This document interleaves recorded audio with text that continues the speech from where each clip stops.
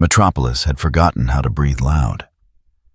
The streets hummed with controlled movement citizens navigating invisible lines drawn by eyes in the sky. Drones drifted overhead, in lazy arcs, their lenses tracking without judgment, recording without comment. The city worked. Crime charts showed numbers falling like stones into dark water. But the silence had weight. On a corner beneath an old insurance building, a man sold newspapers from a metal stand.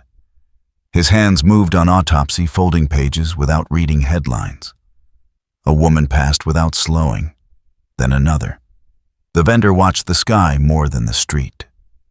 3 blocks east, a patrol unit idled at a red light that hadn't changed in 40 seconds. The officers inside said nothing. Their radios crackled with calm updates. Sector clear, sector clear, sector clear. When the light finally shifted green, the vehicle moved forward at exactly the posted limit. This was order. This was what safety looked like when it stopped asking permission. 15 stories above the financial district, Superman stood at a window that didn't open. His reflection showed nothing except the emblem on his chest and the city below it. The glass was bulletproof, which meant nothing to him. It was there to keep other things out. Behind him, Wonder Woman reviewed reports on a transparent screen. Her voice carried no inflection. The Western Quadrant compliance rate is up 6%. Infrastructure damage from last month's incident has been repaired. Civilian surveys show. They show fear, Superman said without turning. Dress it however you want. Fear that keeps them alive. He didn't answer. The city sprawled beneath him in geometric patterns, each block planned and replanned until chaos became grid. Somewhere down there, people walked to jobs they still had because the regime ensured economic stability. They slept in beds that wouldn't be torn apart by gang warfare. They raised children who would grow up without seeing a knife fight in an alley. The cost was silence. The cost was looking up before looking forward. There's movement in the underground networks, Wonder Woman continued. 3 safe houses went dark in the past 18 hours. No communications, no heat signatures. They're regrouping, or evacuating. She swiped the screen. New data appeared, red markers blooming across a district map. Intelligence suggests Batman is consolidating resources. We estimate he has 48 hours before we isolate his primary operations. Superman turned from the window. His eyes held no heat, only the blue that had once meant hope. 48 hours is too long. We're already moving on the secondary locations. By tomorrow he'll have moved again. You don't corner Bruce Wayne by following his shadows. You remove the light he hides in. Wonder Woman's jaw tightened, but she nodded. The screen flickered as she tagged locations for immediate action. Superman watched the markers multiply. Each one represented people who believed order was tyranny, that freedom meant chaos was acceptable if it wore a mask of choice. They were wrong. He'd proven it. Metropolis was proof. The reduced mortality rates were proof. The empty prisons were proof because there were no longer criminals who needed to be caged. There were only those who understood and those who would learn. Beneath the city, in a converted maintenance tunnel that no longer appeared on municipal records, Batman stood in front of 3 monitors that should have been showing 6. Half his surveillance network had gone silent in the last day. Not destroyed, he would have seen the termination signals. Just silent, like someone had flipped a switch, labeled futility. The remaining screens showed safe houses burning through resources faster than supply lines could replenish. Medical supplies, food, hope. The insurgency was bleeding from 1,000 cuts, each one too small to see. until you added them together and realized you were looking at a corpse that didn't know it had died. We have to move. The voice came from behind him, rough with exhaustion. One of his lieutenants, a woman who'd been a social worker before the regime, decided social work meant compliance training. They'll find this location by morning. I know. Then why are we still here? Batman didn't turn from the screens. His fingers moved across a keyboard, pulling up files that had been encrypted so many times they'd become digital scar tissue. Because I'm about to do something I can't take back. The woman stepped closer. Her reflection appeared in the monitor beside his cowled silhouette. We're past that point. We were past it the day Superman. This is different. He pulled up a schematic that looked like it had been drawn by someone trying to visualize madness. Lines intersected in ways that hurt to follow. Coordinates that shouldn't exist on any map. Every option we've tried has failed because we're fighting on his terms. In his world. So we bring in help from outside. She read the schematic, or tried to. Her engineering degree meant nothing here. From another Earth. From somewhere the regime hasn't conquered yet. Batman's hands stilled on the keyboard. There's precedent. We've seen incursions before, breaches in the dimensional barrier. We know it's possible. Possible and advisable are two different things. I'm aware. He input a command sequence. The schematic shifted coordinates, locking into place, with the finality of a cell door closing. I've built in fail-safes, a kill switch to sever the connection if the incoming signature doesn't match expected parameters, automated shutdown if dimensional stress exceeds tolerances. We're not opening a door. We're creating a controlled breach.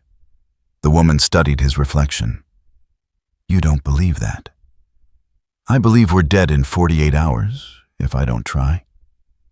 Silence filled the space between them, broken only by the hum of machines processing futures that might never arrive. Finally, she nodded. What do you need? A crew I can trust to keep their mouths shut and their hands steady. This device, he gestured to the schematic, requires calibration that can't be automated. 1 degree off and we tear a hole in reality that doesn't close. How many people are we evacuating first? Batman pulled up another file. Evacuation routes glowed in green lines across a city map that showed too many dead zones. Everyone we can. But we don't have transport for everyone. We don't have safe locations for everyone. So we save who we can, and we hope whoever comes through that breach gives us leverage to save the rest. She looked at the map, at the people reduced to data points and probability curves.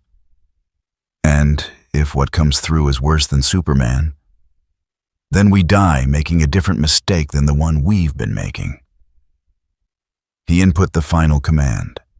The schematic solidified, locking into executable status. A timer appeared at the bottom of the screen.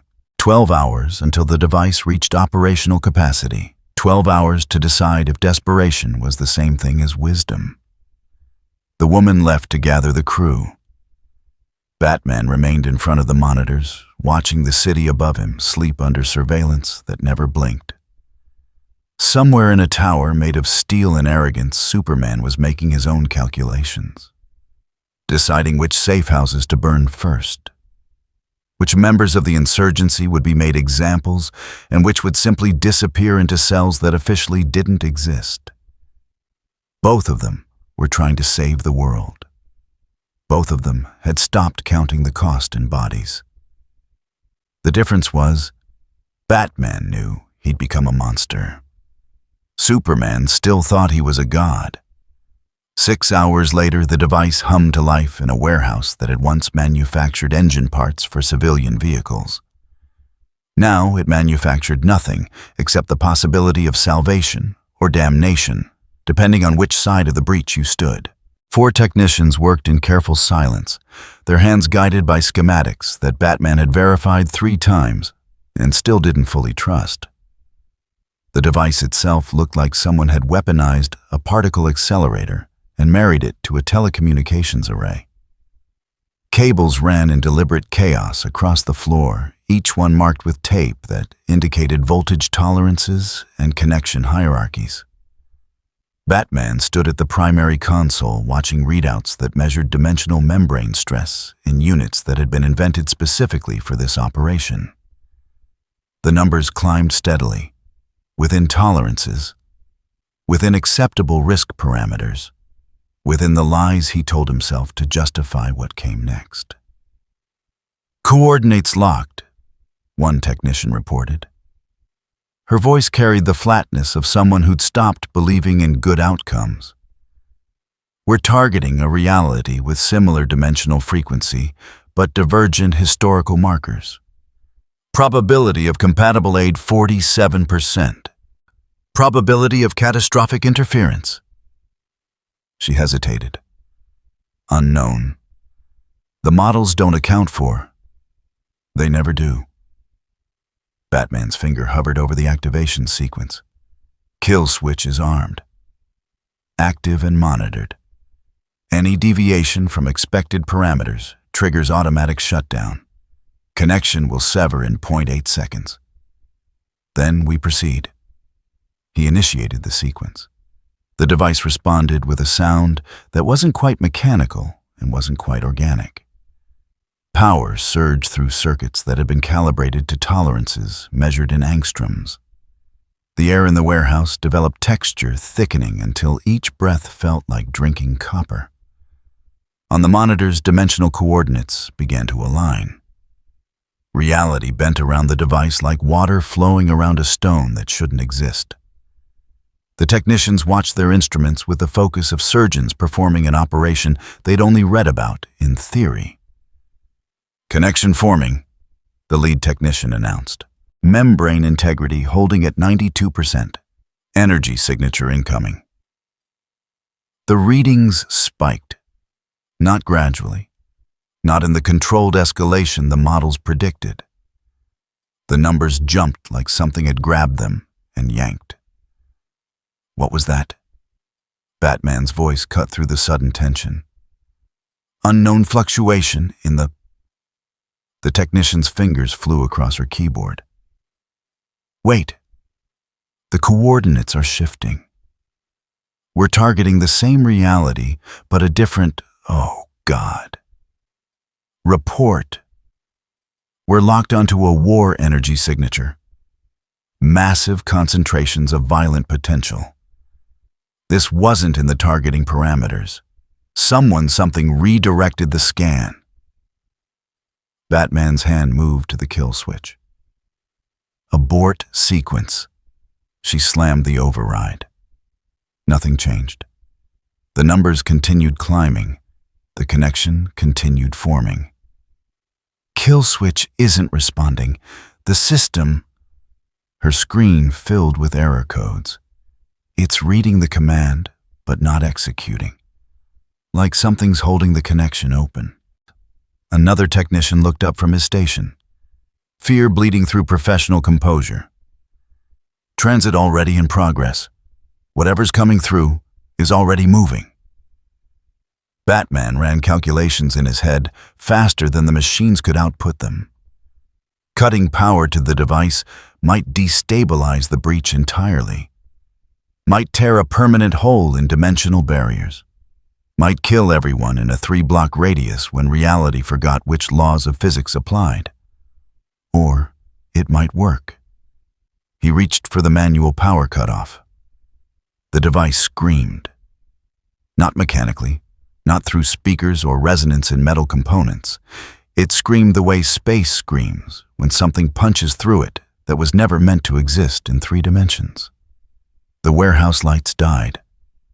Emergency systems kicked in half a second later, bathing everything in red that made the technicians look like they were already bleeding. On the monitors, data streamed past in languages the machines invented on the spot, because human notation couldn't describe what was happening. Then the connection stabilized. The numbers stopped climbing. The membrane stress readings dropped back into the yellow zone. For 3 seconds, everything appeared under control. "Transit complete," the lead technician whispered. Entity transferred. Connection collapsing. The device shut down with the finality of a heart stopping. The dimensional bridge collapsed. The warehouse fell silent, except for the hum of emergency lighting and the sound of 4 people remembering how to breathe. Batman stared at the dead screens. Where did it land? The technician pulled up tracking data from satellites that officially belonged to weather services. Her hands shook as she input coordinates. Metropolis, downtown district. Impact site is... She looked up and her face had gone the color of old paper. Right in the middle of regime operations territory. Show me. The satellite feed resolved into thermal imaging. A crater glowed white-hot in the infrared spectrum, cooling rapidly but still radiating heat that made the surrounding buildings look frigid by comparison. Emergency response units were already converging, their patterns visible as organized movement in the chaos. And in the center of the crater, something stood up. The thermal signature was wrong. Too hot for human biology, too concentrated for any tech Batman recognized. It moved with the deliberate weight of something that had just remembered it had a body. "What is that?" someone asked. Batman watched the figure in the crater turn its head, scanning the city with senses he couldn't measure. Watched it take 1 step forward, and the ground cracked beneath its weight. "I don't know," he said quietly. "But Superman will be there in less than 2 minutes." He was wrong. Superman arrived in 90 seconds. In a place that wasn't quite a place, Ares stirred. The god of war had learned patience the way a starving man learns to ration crumbs. His armor, once brilliant bronze that caught light like trapped fire, had dulled to the color of old blood. The throne he occupied existed in a pocket of reality that smelled like cordite and rotting ambition. A space carved from the psychic residue of conflicts that Superman's regime had methodically extinguished. War had been strangled in its crib. Not eliminated, such things could never truly die, but smothered beneath efficiency and overwhelming force. The regime didn't fight wars. It performed executions with bureaucratic precision. There was no glory in that, no sustenance. Ares was hungry. He felt the dimensional membrane flex before Batman's device even finished its calibration sequence. Mortals were always so confident in their measurements, their tolerances, their kill switches.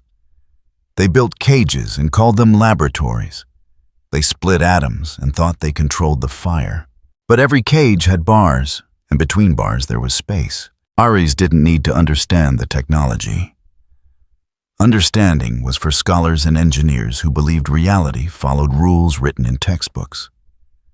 He operated on older principles. War didn't require physics. It required will and the weakness in others that will could exploit. The breach opened like a wound in space, and through it he tasted something that made his withered essence pulse with recognition. Not war as he'd known it on this earth, that manufactured clinical thing the regime practiced. This was primal, unprocessed. Violence so concentrated it had density. He reached out with senses that had nothing to do with eyes or ears. The multiverse sprawled before him in configurations that would have driven mortal minds to gibbering collapse. Infinite realities, infinite variations on the theme of conflict. Most were dim, their war energy dispersed across populations too large and too controlled to generate the raw fury he needed. But there, through the gap Batman had torn in dimensional barriers, he caught the scent of something magnificent, a universe drowning in its own capacity for destruction. Beings who wielded power the way children wielded tantrums, thoughtless and absolute. Planets reduced to debris fields because someone had a bad day. Entire civilizations erased because a warrior needed to prove a point about pride. And at the center of that cosmos, confined and constrained something that radiated conflict like a sun radiated heat. Ari smiled. The expression had no warmth, no joy. Only the anticipation of a predator that had finally spotted prey after seasons of famine. He couldn't open doorways across dimensions. That required power he no longer possessed, strength that had bled away with every conflict the regime prevented. But he didn't need to build bridges. Batman had done that for him. The mortal had constructed a pathway and lit it with desperation so bright it practically screamed directions. All Ares had to do was whisper. In the warehouse, the lead technician's hands moved across her keyboard with practiced efficiency. Her mind processed data streams, correlation matrices, probability curves. Everything proceeded according to models that had been verified and re-verified until doubt seemed like cowardice. Then a thought arrived that didn't feel like her own. It wasn't dramatic. Wasn't some booming divine voice that shattered her will. Just a quiet suggestion, the kind of passing notion that felt like it had been there all along, waiting to be noticed. The coordinates they'd selected were good, defensible. But there was another option, a reality with even higher concentrations of applicable force. Why settle for allies when you could have weapons? Her fingers hesitated over the keyboard. The new coordinates flickered at the edge of her awareness numbers that carried the weight of certainty. She could feel Batman watching from across the warehouse, could sense his expectation that she would follow protocol exactly as planned. But protocol had failed them before. Protocol meant dead safe houses and missing friends and a world where breathing loud was a crime. Maybe what they needed wasn't carefully calculated aid. Maybe they needed something the regime couldn't predict. She adjusted the targeting parameters. Just a small shift. A few degrees of deviation in coordinates that spanned incomprehensible distances. The change registered on her screen as a minor fluctuation, well within acceptable variance. No alarms triggered. No warnings flashed. The system accepted the modification and continued processing. Across the warehouse, a second technician frowned at his display. Something felt wrong.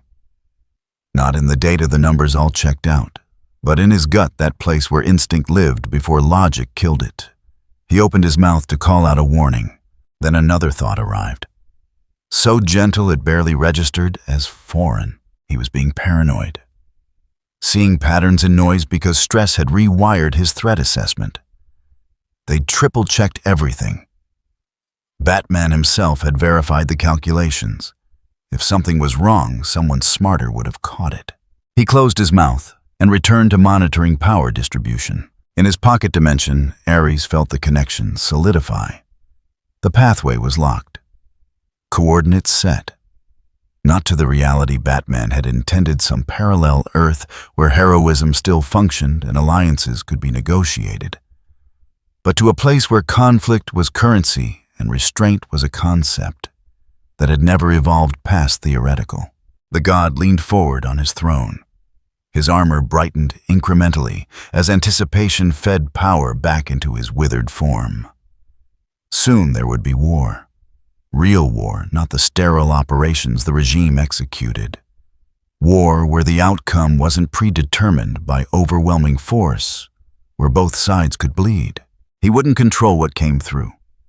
Didn't need to. War didn't require generals. It required ignition. Everything else would follow naturally. The device in the warehouse reached critical mass. Batman's hand moved toward the kill switch as readings spiked into ranges that violated baseline predictions. For half a second, the abort sequence was still possible. Still clean. Iris exhaled, and the thought spread through the warehouse like smoke through a sealed room. Wait, just one more second. Let the connection stabilize. Aborting now would waste months of preparation, cost resources they couldn't recover. One more second to confirm the transit signature. Batman's hand hesitated. His tactical mind screamed warnings that something fundamental had shifted, that the mission parameters had degraded beyond recovery thresholds. But another part, the part that had gambled everything on desperate plays before and somehow survived, calculated that 1 second wouldn't matter. That pulling the plug prematurely was just another form of cowardice, dressed as caution. The second passed. Transit locked. Entity moving through the breach. Dimensional barriers sealing behind it like scar tissue forming over a wound that would never fully heal. Batman hit the kill switch anyway. Too late to abort, but perhaps early enough to minimize damage if something went catastrophically wrong. The command transmitted through systems designed for exactly this contingency. Nothing happened. The lead technician stared at her screen as error codes bloomed across the display like spreading blood. The kill switch had activated. The signal had reached the device, but the connection remained open, held in place by something that wasn't part of the system architecture. "It's not responding," she said, and heard the edge of panic in her voice that months of regime survival training hadn't quite eliminated. "The shutdown sequence is executing, but the bridge won't collapse. Something's overriding the command." Batman was already moving, crossing the warehouse floor in strides that ate distance. Manual cutoff, kill power to the entire array. That could destabilize the breach entirely. We'd be looking at spatial collapse in a 3-block radius. "Better than letting something hostile anchor here permanently. Do it." Her hands moved toward the power distribution controls. Before she could trigger the cutoff, the device emitted a sound that bypassed ears entirely and resonated in the chest cavity. Not mechanical, not organic. Something that existed in the narrow band where physics forgot its own rules. Then the connection snapped closed. The device went dark. The warehouse lights failed and stuttered back in emergency red. On every monitor, data streams froze mid-scroll, leaving fragments of equations that described events already concluded. In the sudden quiet, the technicians looked at each other with expressions that tried very hard not to acknowledge the magnitude of what they'd just unleashed. "Transit complete," someone whispered. "Whatever came through is here." Batman was already accessing satellite feeds, pulling up thermal imaging and seismic data. The impact signature showed on screen like a fresh wound in the city's infrastructure. Metropolis, downtown district, right in the heart of regime territory where Superman's surveillance grid was densest. He pulled focus on the crater. The thermal bloom was intense enough to white out infrared sensors. As the image adjusted, compensating for the heat signature, something became visible at ground zero. A figure, standing. In his hidden realm, Ares rose from his throne. The metal beneath him groaned, protesting movement after so long spent motionless. His armor brightened further as the first echoes of violence rippled back through dimensional barriers that were never meant to be one-way streets. He could feel it beginning. The entity that had arrived wasn't complex, wasn't political or ideological. It was rage with enough power to enforce itself on reality, and it had just landed in a world that had spent years building toward a confrontation it didn't know it was courting. Superman would respond. Of course he would. The regime couldn't allow unexplained arrivals, couldn't permit variables outside its control matrices. He would arrive with force and authority, expecting compliance or the swift application of overwhelming violence. And the thing in the crater would answer in the only language it had ever spoken. Ares didn't laugh. Gods of war didn't indulge in such mortal expressions of pleasure. But he felt something close to satisfaction as power trickled back into his essence. Not much, not yet, but more than he'd tasted in years of enforced starvation. He hadn't opened the door. He'd simply changed which room it led to. The mortals had done all the actual work, convinced they were exercising choice, never realizing that choice was just another weapon in war's arsenal. Now he would watch, would feed, would grow strong again on the chaos about to bloom in a city that thought it had learned to live without conflict. Batman's voice cut through the warehouse tension. Evacuate the facility. Destroy all records of the device specifications. If the regime traces this back to us, they'll execute everyone involved," the lead technician finished. Her face had gone pale beneath the emergency lighting. "What did we just bring here?" Batman didn't answer. On the screen, the figure in the crater had begun to move. Each step registered on seismic sensors as a pressure wave that propagated through bedrock. Regime response units were converging from 3 directions, their formations tight and practiced. And somewhere in the sky above Metropolis, Superman had altered course. "We brought exactly what we asked for," Batman said quietly. "Help." He watched the satellite feed update in real-time tracking vectors and velocities that would intersect in approximately 90 seconds. Superman descending at speeds that turned air into plasma. The figure in the crater turning its head as if sensing the approach. Batman had gambled everything on this moment. Had violated every principle of careful planning and measured response because desperation had finally exceeded caution. He'd opened a door to the multiverse and asked for aid against a tyrant who'd once been the world's greatest hero. What stood in that crater wasn't help. He could see that now in the way it moved, in the thermal signature that registered hotter than any biological system should tolerate. This was something else. Something that answered prayers the way fires answered matches. "Clear the warehouse," he ordered. "Collapse the tunnels behind you. I want this location erased from municipal records within the hour." The technicians moved with the efficiency of people who'd practiced emergency evacuations until the procedures became muscle memory. Equipment powered down, hard drives degaussed, evidence reduced to slag, and encrypted fragments that would take years to reconstruct. Batman remained in front of the monitors, watching what he'd created. Or perhaps what had created itself, using his desperation as raw material. The distinction didn't matter anymore. What mattered was that in 60 seconds, Superman would engage this unknown entity, and whatever happened next would determine whether the insurgency had gained a weapon or simply accelerated their extinction. In his pocket realm, Ares smiled with an expression that had nothing human in it. The first blow hadn't even landed yet, and already he could taste nourishment flowing back into his withered essence. War had returned to Earth, not the managed, controlled thing the regime practiced. Not the surgical strikes, an overwhelming force that left no room for actual conflict. This would be war the old way, primal and hungry, and absolutely indifferent to which side claimed righteousness. The god settled back on his throne to watch mortals remember what they'd spent so long trying to forget.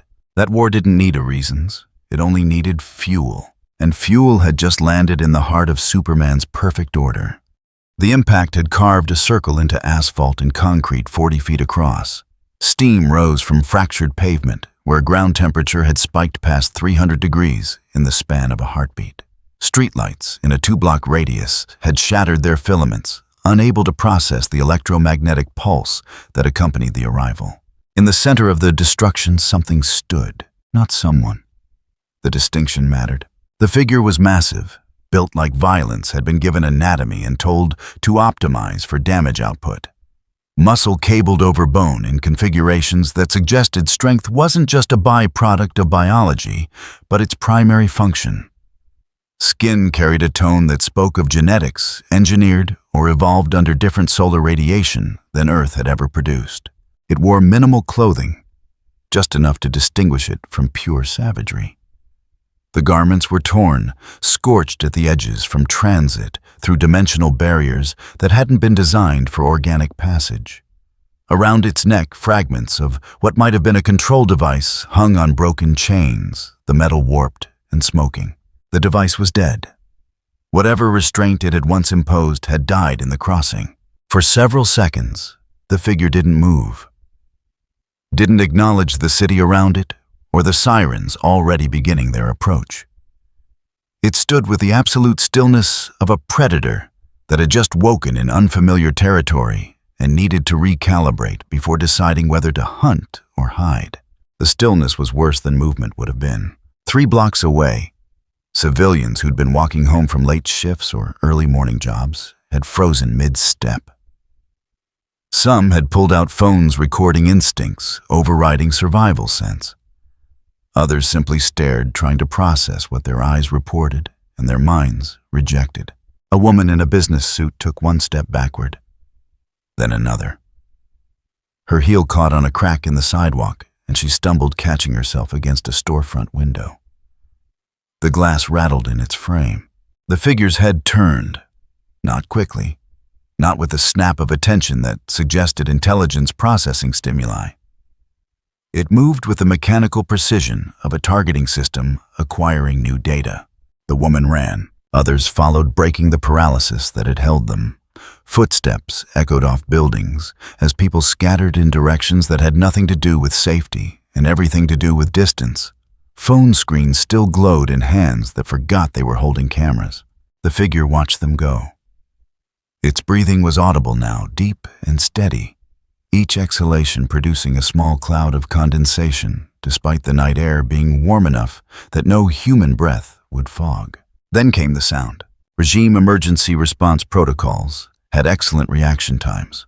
Automated alert systems had detected the impact within 2 seconds of occurrence and dispatched units before the debris had finished settling. Now those units arrived in formation, 3 armored vehicles, approaching from different vectors, their lights painting the crater in rotating blue and red.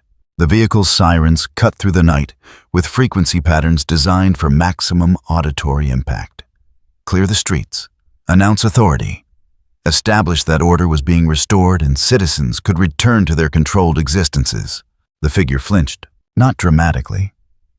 Just a fractional tightening around the eyes, a minute adjustment in posture that suggested the sound had registered as more than simple noise. The sirens continued their assault on silence, overlapping in acoustic patterns that had been optimized by regime sound engineers for psychological effect. The figure's hands curled into fists. The movement was unconscious, reflexive, like muscle memory responding to stimuli without routing through conscious decision. More sounds joined the sirens. A helicopter overhead, its rotors chopping air into percussive beats. Metal grinding against metal as the armored vehicles deployed their tactical barriers. Radio chatter from response teams coordinating approach vectors. And beneath it all, running through the city's infrastructure like blood through capillaries. The ambient frequency of a metropolis that never truly went silent. Traffic on distant highways. Air conditioning units humming in building cores. The electrical grid singing its 60 Hz song through transformer stations. To most ears, it was background noise, white sound, the sonic texture of urban existence. The figure trembled. Metropolis carried scars. Not the kind visible in architecture. The regime had been efficient about reconstruction after previous disasters. These were deeper. Psychic wounds that had soaked into the concrete and rebar, until the city itself remembered trauma in ways that transcended individual memory. This was where Superman had broken, where a hero had become a tyrant because the alternative was admitting he couldn't save everyone, where millions had died in an explosion that proved good intentions weren't armor against manipulation. The city remembered. In the way certain streets stayed empty after dark, even though crime statistics said they were safe. In the way people unconsciously avoided looking at the memorial plaza that marked ground zero of the old catastrophe. In the peculiar quality of silence that descended when drones passed overhead. And now something had arrived that operated on frequencies humans couldn't consciously perceive. But it never stopped broadcasting. The figure stood in the epicenter of collective grief and institutional brutality, wearing flesh that had its own catalog of unprocessed violence. The resonance was mutual. The figure's breathing accelerated. Muscles tensed across shoulders and arms. Definition standing out in sharp relief under skin that had begun to glow with subtle internal luminescence. The broken restraint device around its neck sparked once, twice, then went dark permanently. From the approaching vehicles, an amplified voice cut through the siren wash. Unidentified individual remains stationary. Place your hands behind your head. You are in violation of Metropolis Security Code Section 7, unauthorized entry. Compliance is mandatory. The figure's head tilted. Processing the words, or simply tracking the source, was unclear. Its stance shifted subtle weight redistribution that martial artists would recognize as preparation, but which could also just be settling into balance. Final warning, assume compliance position or force will be... The figure's mouth moved. The sound that emerged wasn't speech in any conventional sense.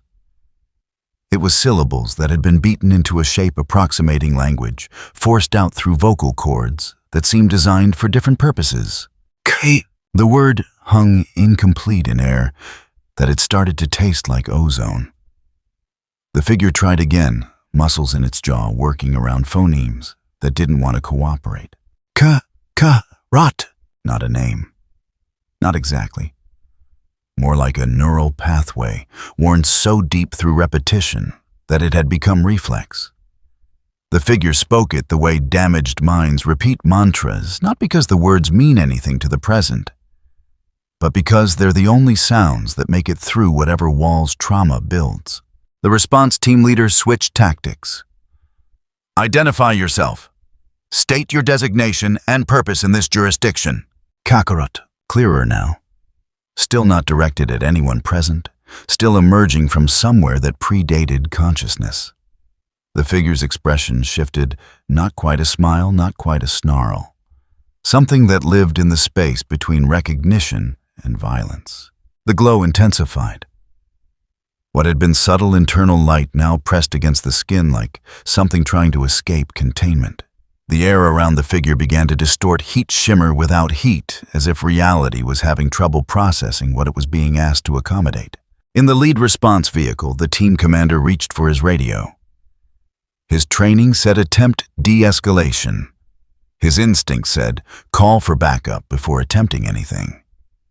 But protocol required assessment before escalation, and his assessment was that they were looking at a meta-human event that exceeded standard containment parameters. He keyed the emergency channel. Command, this is Response Unit 7. We have confirmed meta-human presence at impact site. Requesting. The figure moved, not toward the vehicles, not in any direction that suggested purpose or target. It simply shifted position, 1 foot sliding forward in a stance that every combat veteran in the response team recognized as preparation. Weapons came up. Not fired, protocol still held that much, but aimed. Red laser designators painted the figure's chest in overlapping dots that formed a constellation of lethality. The figure noticed. Its gaze tracked the laser paths back to their sources, cataloging threats with mechanical efficiency. The expression on its face never changed. Didn't harden into determination or soften with fear. It simply existed neutral, as geography waiting for something only it could sense. Above Metropolis, traveling at speeds that turned air molecules into plasma, Superman adjusted his trajectory. He'd been reviewing infrastructure reports when the impact registered on seismic sensors. Had watched the thermal bloom appear on satellite feeds before the first response units had even been dispatched. This was his city, his jurisdiction. Whatever had arrived without permission would learn the same lesson everyone else had learned, that order didn't negotiate, and peace wasn't a request. He covered the distance from his tower to the impact site in 47 seconds. The figure's head snapped up before Superman became visible to ground observers. Some sense beyond human perception had tracked the approach, calculated velocity, and vector-determined threat level. The glow surged. Energy that had been pressing against skin now leaked through invisible corona green-white light that made the emergency vehicle floods look dim by comparison. Heat radiated outward in concentric waves, forcing the response teams to step back even through their armored positions. In the crater, pavement began to crack further. Not from impact or weight, but from energy saturation, as if the ground itself was rejecting something it wasn't equipped to contain. Then Superman arrived. He descended without fanfare, cape settling around shoulders that had stopped representing hope years ago. His landing was controlled precise, touching down 30 feet from the crater's edge. Close enough to project authority. Far enough to assess before engaging. For a moment, nothing happened. Superman took in the destruction, the fractured pavement, the figure radiating power that registered on senses tuned to detect threats across continents. He cataloged details with the efficiency of someone who'd spent years learning to see the world as problems requiring solutions. The figure stared back. No recognition in those eyes. No fear, no defiance, no calculation. Just attention focused and absolute, the way apex predators watch rivals encroaching on territory. Superman's jaw tightened. He'd developed instincts for this over the years, reading body language, assessing threat levels, determining whether an individual would respond to reason or required force. Every signal he was receiving said this situation wouldn't be resolved through dialogue. He spoke anyway. Protocol demanded it. You've entered Metropolis without authorization. Damaged public infrastructure. Endangered civilians. His voice carried across the broken street with perfect clarity, amplified by confidence, and the kind of absolute certainty that comes from having rarely been proven wrong through force. I'm giving you one opportunity to surrender peacefully. The figure's mouth curved. Not quite a smile, not quite a snarl. Something that suggested it understood words, but not their context, processed sounds, but not their meaning. Kakarot, it said again. Superman's eyes narrowed. X-ray vision swept the figure, cataloging bone density that exceeded human norms, muscle composition that suggested strength in proportions he'd only encountered in a handful of beings. Energy readings that spiked across spectrums his vision could barely process. This wasn't baseline meta-human. This was something else. I don't know what that means, Superman said, keeping his tone level despite the tactical part of his mind already calculating engagement options. But you need to stand down, now. The figure's expression shifted again. The knot smile widened fractionally. Energy surged around it in visible waves, now distorting air and light, until the crater seemed to exist slightly outside normal spatial relations. It took one step forward. The ground cratered beneath its foot. Not from weight, but from energy discharge power bleeding through contact into Earth that couldn't absorb it fast enough. Cracks radiated outward in fractal patterns, geometric precision emerging from what should have been random destruction. Superman's hands curled into fists. Behind barricades, the response team commander issued quiet orders into his radio. Fall back to secondary perimeter. Clear civilians from a 6-block radius. Prepare for meta-human engagement protocols. None of them expected to actually participate in containment. When Superman engaged threats personally, the role of regular forces was to manage aftermath, not contribute to resolution. They'd learned that lesson years ago, when the regime was establishing itself and demonstrations of overwhelming force were frequent. Now they pulled back weapons still trained on the figure, but expectations already adjusted to spectator status. In the crater, the figure took another step, then another, moving towards Superman with the deliberate pace of something that didn't understand retreat and wouldn't recognize mercy if it was offered. Final warning, Superman said. The figure's response was wordless. Just that same fractional expression, shift energy building to levels that made the air taste like burning metal. Superman moved first. He'd learned over the years that overwhelming force applied immediately prevented escalation better than gradual engagement. Hit hard enough that resistance became impossible. Make the disparity so obvious that surrender was the only rational response. He closed the distance in a blur of motion, fist already committed to a strike, calibrated to incapacitate without killing. The kind of precise application of force he'd perfected through thousands of encounters with beings who thought power made them untouchable. The figure's hand came up, not to block. Not a defensive technique that suggested training or tactics. Just a reflexive movement, the kind muscle memory executes before conscious thought catches up. Their fists met. The shockwave propagated outward at supersonic speeds. Windows in buildings 3 blocks away shattered simultaneously. Car alarms triggered in cascading waves. The pavement between them fractured into a spiderweb of cracks that would later be mapped as radiating from a single point of impact. Superman slid backward 6 inches. His boots left grooves in asphalt as momentum he hadn't fully compensated for forced repositioning. The figure didn't move. For one frozen second, both combatants processed what had just occurred. Superman recalibrating threat assessment, the figure experiencing something that might have been recognition, or might just be nervous system feedback from impacts it had evolved to enjoy.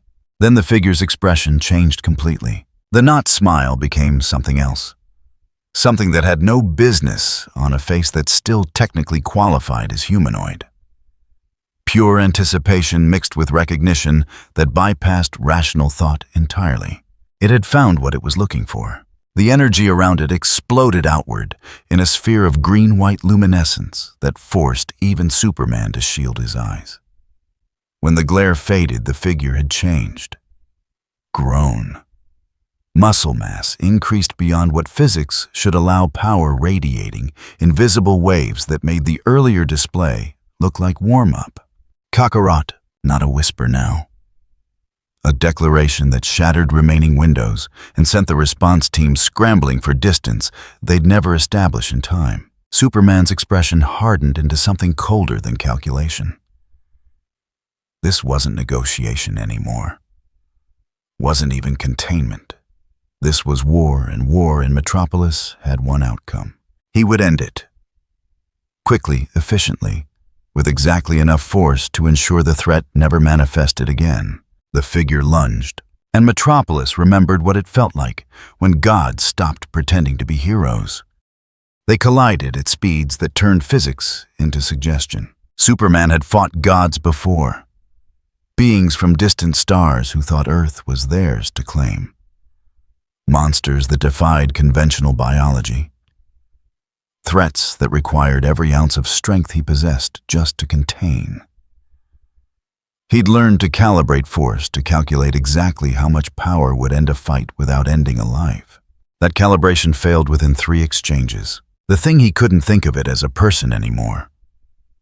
Not with how it moved, caught his next strike with a block that generated a pressure wave, felt 6 blocks away. Superman adjusted, redirected, came in from a different angle with a combination that should have overwhelmed any opponent's ability to process incoming vectors. It didn't process, it reacted. Muscle memory so deeply ingrained that thought became irrelevant. Every attack Superman launched was met with counterforce that suggested the creature had been built specifically to answer violence with greater violence. They tore through downtown Metropolis like a natural disaster with intent.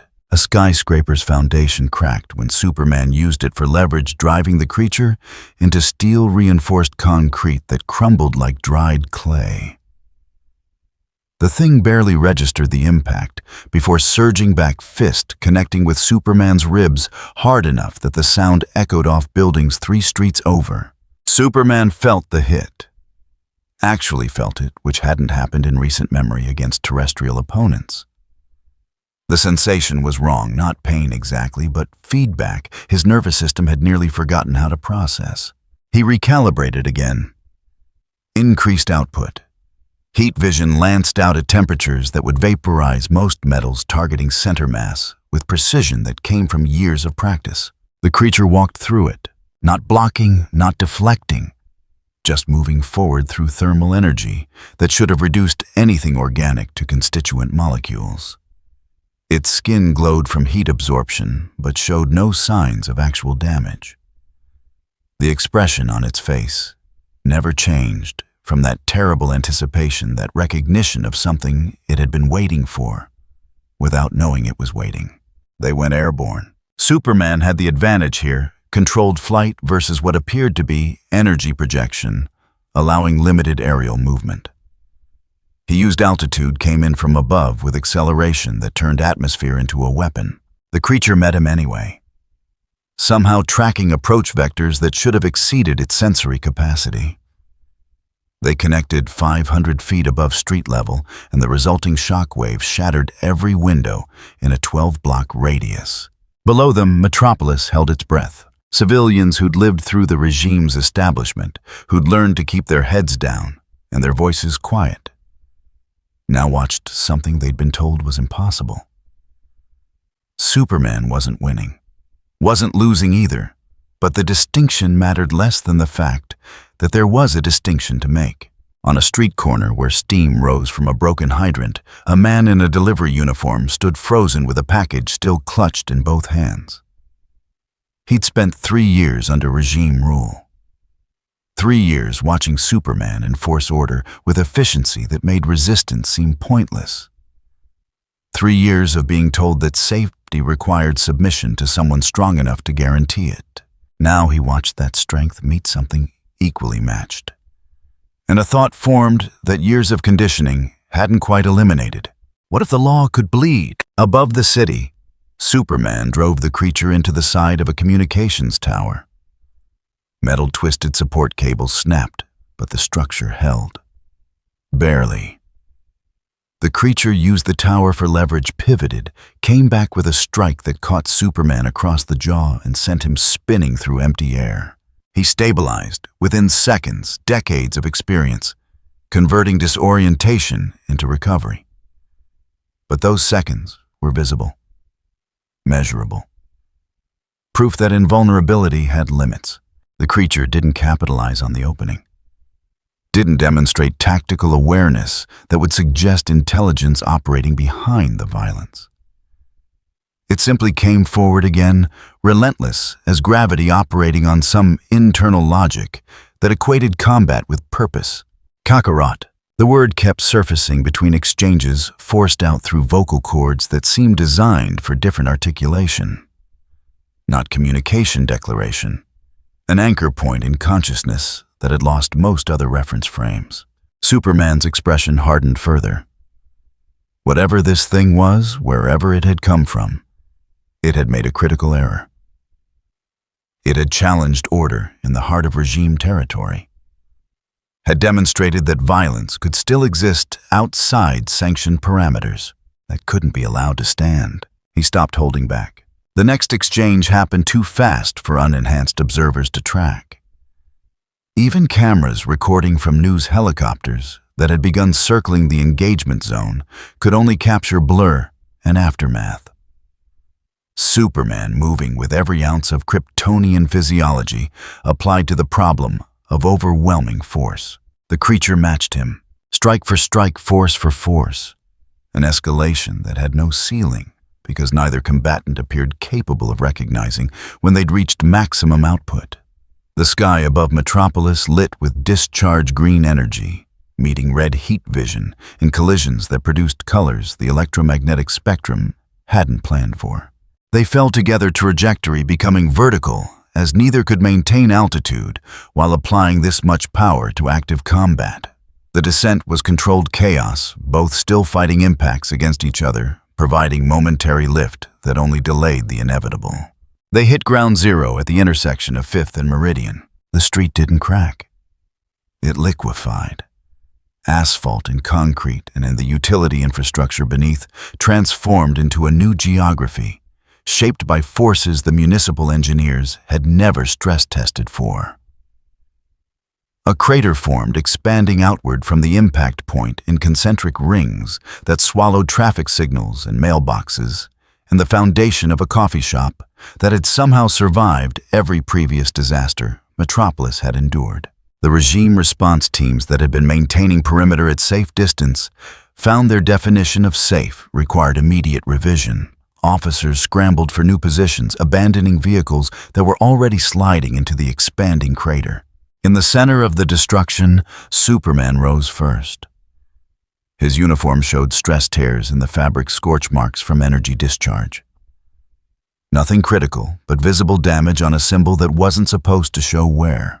The creature stood up 3 seconds later. Its clothing had fared worse, burned away in patches, but the skin beneath showed no comparable damage. If anything, it looked more energized than before.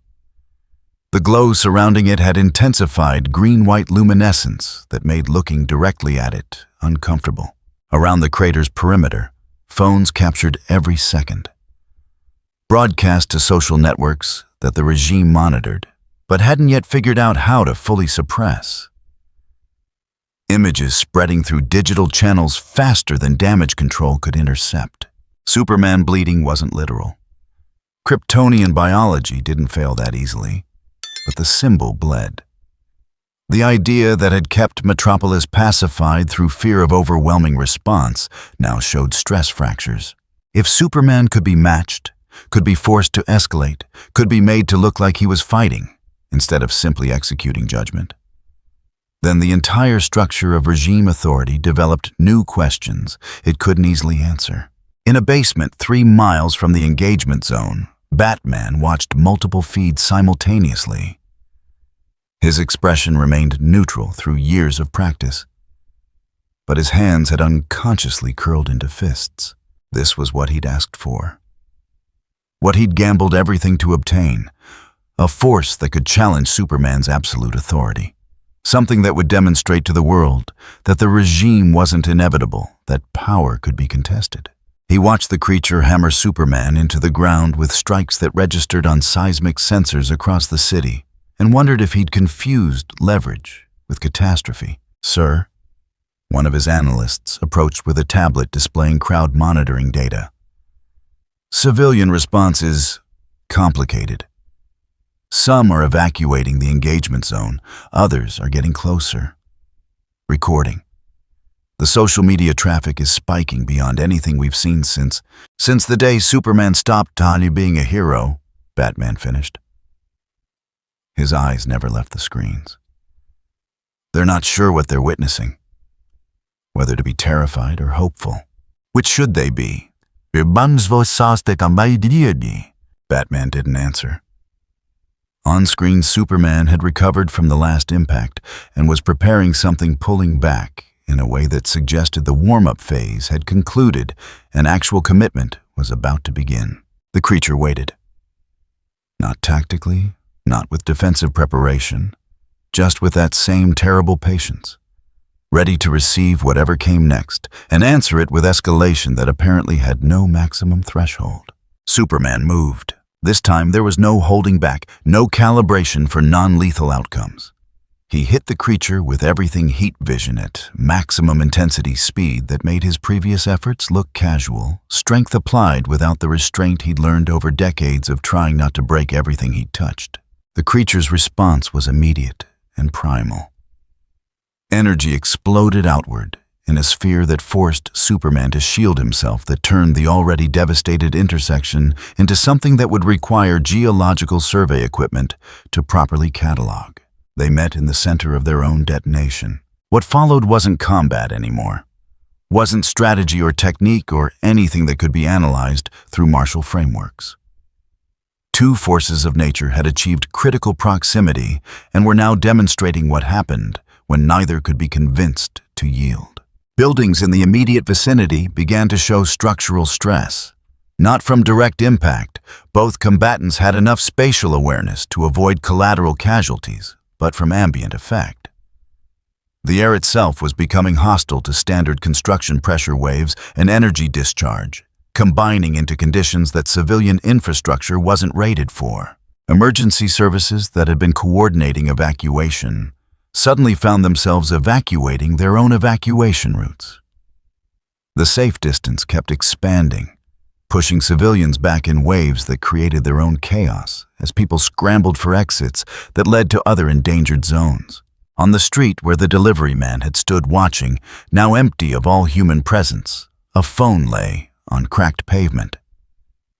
Its screen still showed a live stream someone had been broadcasting before deciding distance was more valuable than footage. The stream had accumulated 40,000 viewers in 6 minutes, across Metropolis, across the world. Through networks the regime controlled but couldn't shut down. Fast enough, people watched Superman fight like they'd never seen him fight before. Not with the casual confidence of overwhelming superiority, but with actual effort, actual strain. The questions formed without coordination across millions of minds processing the same impossible data. If Superman could be challenged, what else had he been wrong about? If power could be matched, did submission remain necessary? If the symbol could show damage, had it ever been invulnerable or just unchallenged? In the regime tower downtown, Wonder Woman monitored the situation through feeds that updated faster than human cognition could fully process. Her hand rested on the pommel of her sword, not from threat, just ancient reflex seeking comfort from familiar weight. Should we intervene? The question came from one of the tactical coordinators, a former military officer who'd learned to phrase everything as inquiry rather than suggestion. Wonder Woman watched Superman take a hit that sent him through the remains of a parking structure. Watched him emerge 3 seconds later, uniform, now definitely showing damage expression colder than she'd seen it in months. "No," she said. "He needs to end this himself, publicly, decisively. And if he can't," she turned from the screens to meet the coordinator's eyes. Then we learn whether order was real or just convenient. The engagement continued. Superman adapted, learned applied centuries of Kryptonian combat technique that had been programmed into the fortress systems. Every advantage his biology provided, every skill his experience had accumulated, brought to bear against an opponent that operated on completely different principles. The creature didn't adapt. Didn't need to. It just escalated. Every hit it took seemed to fuel the next response, power building on power in feedback loops that physics shouldn't permit. But biology apparently could. They were 11 minutes into the engagement when Superman made his decision. He'd tried restraint, tried overwhelming force, tried technique and tactics, and every approach that had worked against every previous threat. This thing, this creature that kept screaming a name that meant nothing in any Earth language, wasn't yielding, wasn't weakening, wasn't showing any sign that continued combat would produce resolution, which left options Superman had promised himself he'd never consider again. Not after the Joker. Not after crossing lines that had turned hero into tyrant. But the regime existed because sometimes promises had to break against necessity. He pulled back, created distance. The creature pursued immediately, no hesitation, pure aggression seeking continued engagement. Superman's eyes began to glow, not the standard red of heat vision. Deeper, hotter. The kind of thermal output he reserved for threats that couldn't be contained any other way. Temperature climbing past the point where matter remained solid, where molecular bonds gave up trying to hold structure against entropy. The creature charged forward, apparently unable to recognize lethality when it was being prepared. Superman fired. The beam carved through space where the creature had been half a second earlier. The thing had dodged, not with technique, just reflexive movement that suggested combat instinct operated faster than Superman's targeting could track. Behind where the creature had been, a building began to collapse. The heat vision had cut through support columns like they were suggestions, removing structural integrity from something that housed 200 residential units. The building had been evacuated. Regime emergency protocols were efficient that way. But the image of Superman's attack destroying civilian infrastructure while trying to kill something that kept dodging would be recorded from 17 different angles. The creature came back at him, energy surging to new peaks, that same terrible expression locked on its face. Kakarot. They collided again, and this time Superman felt actual pain. Not discomfort, not feedback. His nervous system found novel actual damage, being inflicted faster than Kryptonian healing could compensate. The realization was instant and absolute. He couldn't win this. Not here, not now. Not with half of Metropolis recording and the creature showing no signs of fatigue or damage accumulation. Every second this continued was another second of footage showing Superman struggling, another second of the symbol bleeding. He made the tactical decision and hated himself for it. Superman disengaged, used speed the creature couldn't match to create distance, altitude, separation from something that was going to require different solutions than direct confrontation. The creature tried to follow energy, propelling it upward in pursuit. But whatever allowed it to operate at ground level didn't translate to sustained flight. It reached maximum altitude 50 feet below Superman's position and hung there, power radiating in waves, expression locked in that anticipatory rage. Waiting, Superman looked down at the destruction they'd created together. At the civilians who'd watched him fight like they'd never seen before.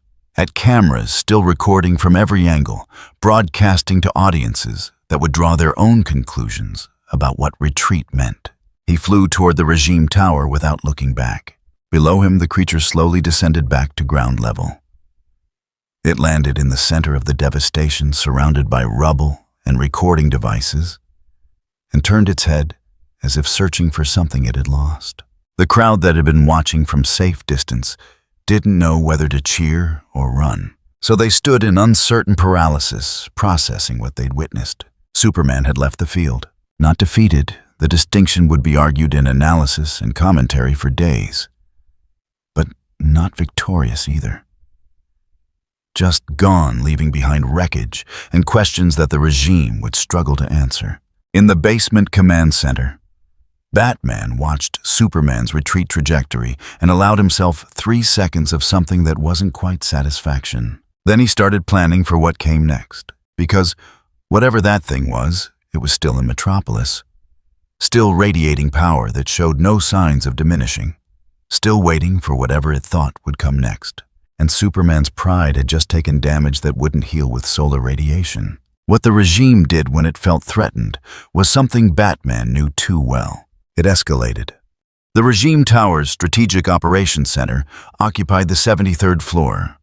Floor-to-ceiling displays showed Metropolis in real-time surveillance feeds, each neighborhood reduced to data streams that updated faster than human operators could consciously process. Normally, the room hummed with controlled efficiency analysts monitoring patterns, coordinators dispatching resources, the machinery of order running smooth. Now it held the tension of people who'd just watched invulnerability prove conditional. Superman stood at the central display uniform, still showing damage he hadn't bothered changing. The tears and scorch marks were visible reminders of what had just occurred. He'd washed the dust off his face, but the expression remained colder than usual. Jaw set in lines that suggested decisions were being made without input. Wonder Woman approached from his left, moving with the measured steps of someone giving space to process. Cyborg has the Phantom Zone projector in transit, ETA 12 minutes. Deployment requirements. Stable lock-on for 1.2 seconds. Team coordination to maintain target acquisition while the device charges. She pulled up technical specifications on a side screen. It's designed for singular threats. Once we initiate the sequence, the target gets pulled into the zone, regardless of resistance level. Superman studied the numbers without comment. The Phantom Zone projector had been a contingency he'd hoped never to deploy. Banishment to a pocket dimension where time and physics followed different rules, where beings existed in perpetual isolation, without the mercy of death or madness providing escape. He'd built it specifically for threats that couldn't be contained any other way. "Assemble a strike team," he said. "I want our best coordinators on targeting. Flash for mobility U for close combat support if the target moves during lock-on. I'll maintain primary engagement." Wonder Woman nodded. "Rules of engagement, whatever's necessary to achieve stable lock. Civilian casualties are acceptable if they prevent prolonged engagement." The words landed in the operations center like stones into still water. Several analysts glanced up from their stations, then quickly returned to their displays. The acceptable casualty doctrine had been established years ago, but hearing it stated so directly still produced momentary discomfort. Wonder Woman's expression didn't shift. "Understood. I'll coordinate team deployment." She moved toward the tactical planning station where Flash was already reviewing approach vectors.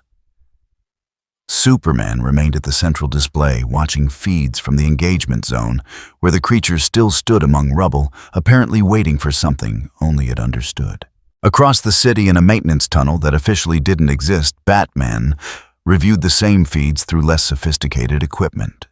His underground command center had been stripped to essentials what could be carried in 2 minutes if regime forces located them. The minimalism was tactical, not aesthetic. 3 analysts worked at adjacent stations, monitoring everything from emergency service channels to social media sentiment. The data painted a picture of a city processing trauma in real time. Regime is moving assets, one analyst reported. Heavy equipment transport just left their primary depot. Trajectory suggests downtown deployment. Batman pulled up satellite tracking. The transport convoy showed clearly 6 vehicles in tight formation, moving with the kind of coordination that suggested high-value cargo. They're bringing something big. Phantom Zone projector, probably. Can they actually contain it? The question came from his lieutenant, the former social worker who'd been present when they opened the dimensional breach. Her voice carried doubt that matched his own. If they achieve lock-on and maintain it for the required duration, yes. The zone doesn't care about power levels. It's dimensional banishment, not physical containment. So we just let them remove the one thing that's challenged Superman in years. Batman turned from the screens to face her directly. That thing isn't an ally. It's not fighting for justice or freedom or any concept we can work with. It's... He paused, choosing words carefully. It's appetite. Violence that found a body. And yet, it's the first time in 3 years I've seen people look at Superman with something other than fear or resignation. She was right.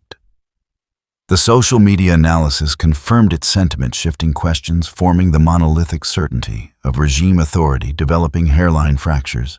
Not rebellion yet, just the psychological space where rebellion could potentially grow. Batman pulled up a different display. Evacuation routes he'd been planning for months. Contingency paths out of Metropolis for civilians who would need extraction, when not if things deteriorated further. We're not letting them remove it.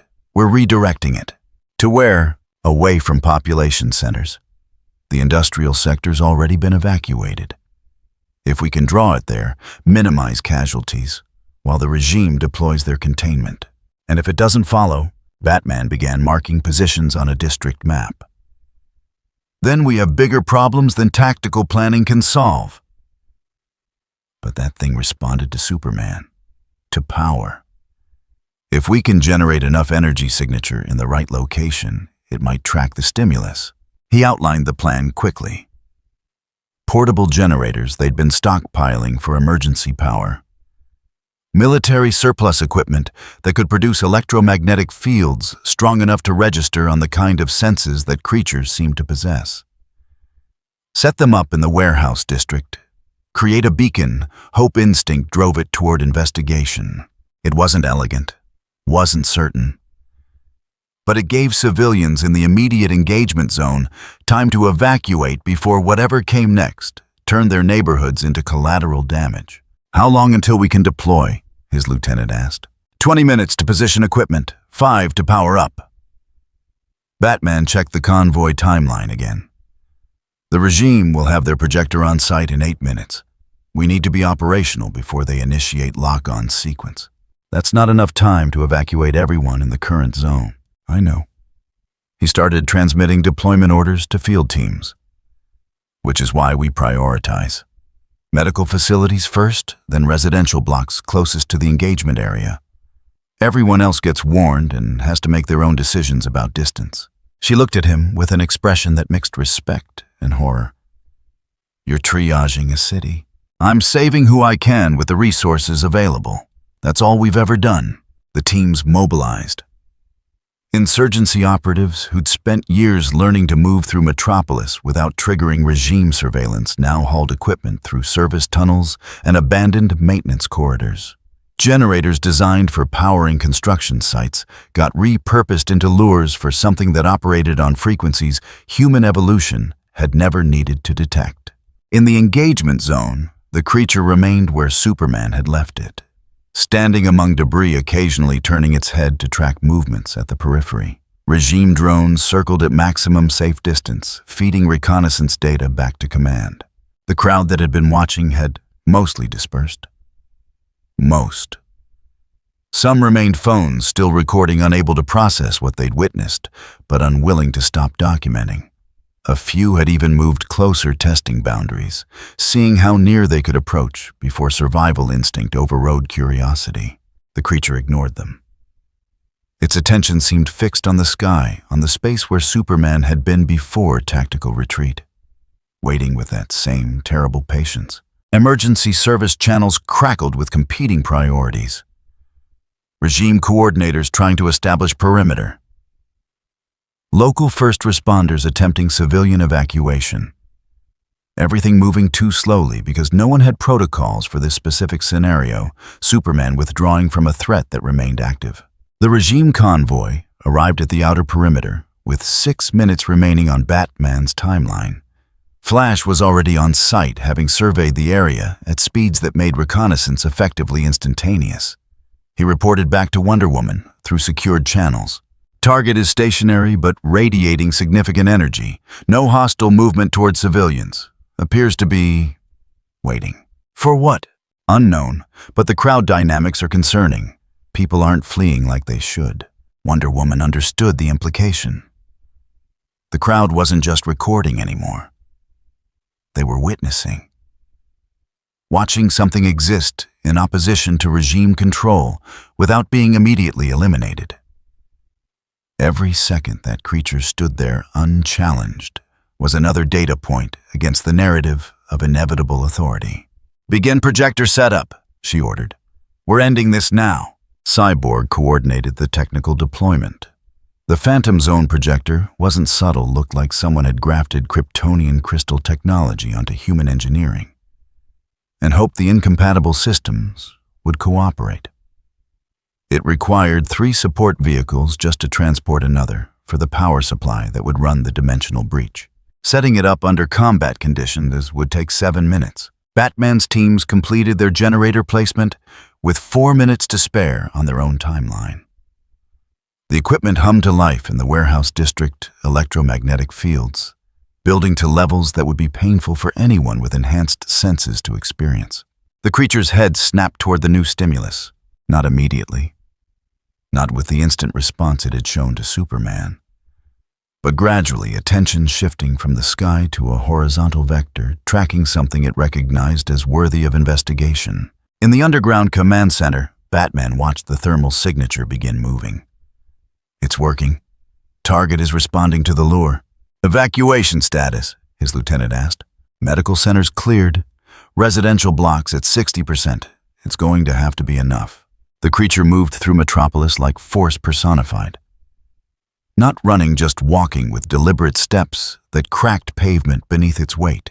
Buildings on either side showed no damage, but the air around it distorted with energy discharge that made glass rattle in frames. People still in the area scrambled for distance. Most had enough warning to clear primary routes. Most. At the regime perimeter, Cyborg noticed the movement and recalculated immediately. Target is mobile.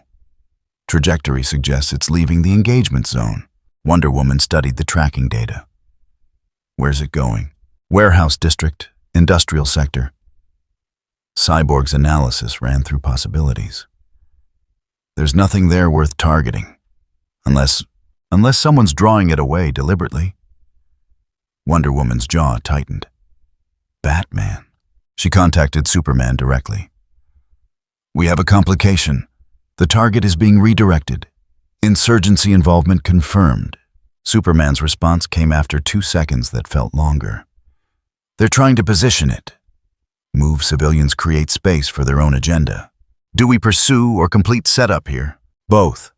Flash repositions the projector. "You intercept the target before it reaches whatever Batman has planned. I'm en route."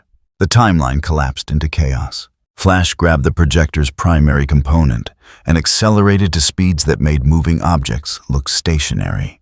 The support equipment followed in his wake. It transported so quickly, the human operators barely registered the transition before finding themselves in new positions. Wonder Woman moved to intercept the creature approaching from an angle designed to herd it back toward the new projector location. Her combat training said, "Engage carefully, probe for weaknesses, maintain defensive positioning until support arrived. The creature noticed her when she was still 100 yards out.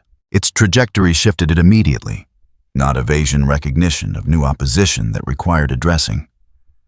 The anticipatory expression returned that terrible eagerness that had no place on anything remotely human. They met in the street between the engagement zone and the warehouse district. Wonder Woman struck first God-forged weapons meeting whatever alien biology had produced this thing. The impact sent cars tumbling like toys turned asphalt into projectiles. The creature responded with the same mindless escalation it had shown Superman. No technique, no strategy, just force applied with mechanical efficiency. Behind them, Batman's generators continued broadcasting their electromagnetic lure.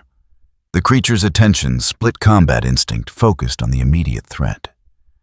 But something deeper still tracking the artificial stimulus. In the underground command center, Batman watched his plan disintegrate in real time.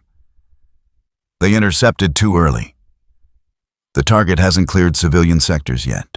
"Do we shut down the generators?" his lieutenant asked, "and let it wander back into populated areas numb?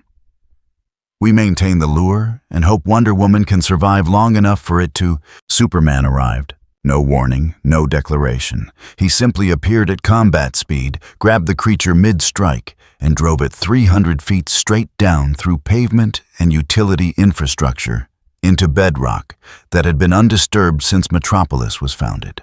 The resulting crater swallowed 2 city blocks. Wonder Woman pulled back, assessing damage. Her armor showed stress minor, but visible. Superman had been fighting this thing for 11 minutes before withdrawing. She'd lasted 40 seconds before requiring backup. At the new projector position, Cyborg completed final calibrations. "Targeting system online. We need stable lock-on for 1.2 seconds. The target needs to remain stationary within acquisition parameters." Flash circled the crater perimeter at speeds that created visible sonic distortion. How do we keep something that moves like that stationary for over a second? "By hitting it hard enough that it can't move," Wonder Woman said. "Coordinated strike, maximum force, all of us simultaneously." From the crater, green-white light began to build. The creature was coming back up, energy surging to levels that made previous displays look restrained. Whatever damage Superman's impact had caused was already irrelevant biology or physics or something else entirely compensating faster than injury could accumulate. Kakarot. The word echoed from the crater like pronouncement, and Batman recognized the sound of something approaching critical mass. "All teams evacuate now," he transmitted on open channels. Everyone within 8 blocks moved to fallback positions. "This is about to get worse." His lieutenant stared at him. "Worse than what we're already seeing." Batman pointed at the power readings from both the regime's containment attempt and the creature's energy output. The curves were converging. When they intersected, someone was going to make a desperate decision, worse than anything, since the day Metropolis first burned, he said quietly. The creature exploded out of the crater, not rising launching trajectory calculated by instinct to intersect with Superman's position. They met in midair, and the shockwave shattered windows for a mile in every direction. Flash moved. Wonder Woman attacked from a flanking position. Superman held center, absorbing impacts that would have liquefied normal matter. The creature fought all 3 simultaneously without apparent strain. Cyborg tracked the combat, waiting for the moment. The 1.2 seconds of stability required for lock-on. It kept almost happening, the creature pinned for half a second, 3/4, then exploding free with renewed force before the threshold was reached. "We're not going to get a clean window," he reported. "The target compensates too quickly." Superman's voice came through the channel, strained for the first time anyone could remember. "Then we create one. On my mark, full commitment. Everything we have." The mark came 5 seconds later. Superman hit with heat vision at maximum output, while simultaneously driving physical force into the creature's center mass. Flash delivered kinetic strikes from 12 different angles in the span of a second. Wonder Woman's weapons found gaps in the creature's defensive positioning. For one moment, one perfect window of coordinated application, the creature was held. Cyborg fired the projector. The dimensional breach opened like reality had been torn along seams no one knew existed. Purple-black energy that hurt to perceive reached out for the creature, seeking to grab and pull and remove it from normal space into the phantom realm, where Kryptonian criminals spent eternity. The creature felt it, recognized threat on some level that preceded language or thought. Its expression shifted, not fear exactly, but awareness that something was trying to remove it from existence. Power surged beyond anything it had shown before. In his pocket realm, Ares leaned forward. This was the moment he'd been cultivating. Not just conflict, but desperate escalation. Both sides pushed to absolute limits, forced to commit everything, because partial measures had failed. He whispered into the chaos. Not to anyone specific. Just suggestions, finding minds already stressed past normal decision thresholds. Thoughts that felt indigenous, but came from elsewhere. The operator maintaining the projector's targeting lock felt his hand twitch. Just a minor adjustment to compensate for the creature's struggling. Perfectly reasonable. Standard procedure. His hand moved 3 degrees off optimal angle. The dimensional breach clipped the edge of the creature instead of engulfing it completely. Enough contact to interact, not enough to capture. The phantom energy scraped across whatever physics allowed the creature to exist, and the reaction was immediate. The creature exploded, not physically, though the force was physical enough. Energy discharge in all directions, power that had been building through the entire engagement now released without control or direction. Superman was thrown backward 3 blocks. Wonder Woman's defensive positioning saved her from similar displacement, but her armor showed cracks. Flash barely escaped the blast radius through speed that exceeded his usual operational limits. The projector shattered. Kryptonian crystal fractured into pieces that would take years to reconstruct. The dimensional breach collapsed in a way that suggested it wouldn't be easily reopened. In the center of the detonation, the creature stood wreathed in luminescence that made looking directly at it impossible without eye protection. The partial contact with the phantom zone hadn't contained it. It had enraged it. Batman watched his screens go white from the energy discharge, then slowly resolve as sensors compensated. When imagery returned, he saw 3 members of the regime's most powerful assets, recovering from impacts a billion-dollar containment device in pieces, and something that now radiated power at levels his equipment couldn't accurately measure. "Get everyone out," he said to his remaining staff. "Not just the teams.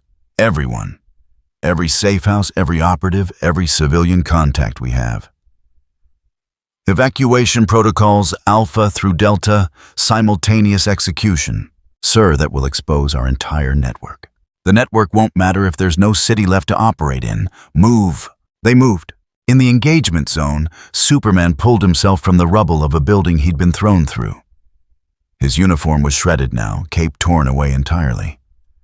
The symbol on his chest, the icon that had represented hope before it represented order, was scorched almost beyond recognition. He looked at the creature standing in the ruins of their attempt at containment and made a calculation that had been inevitable since the first engagement ended in tactical withdrawal.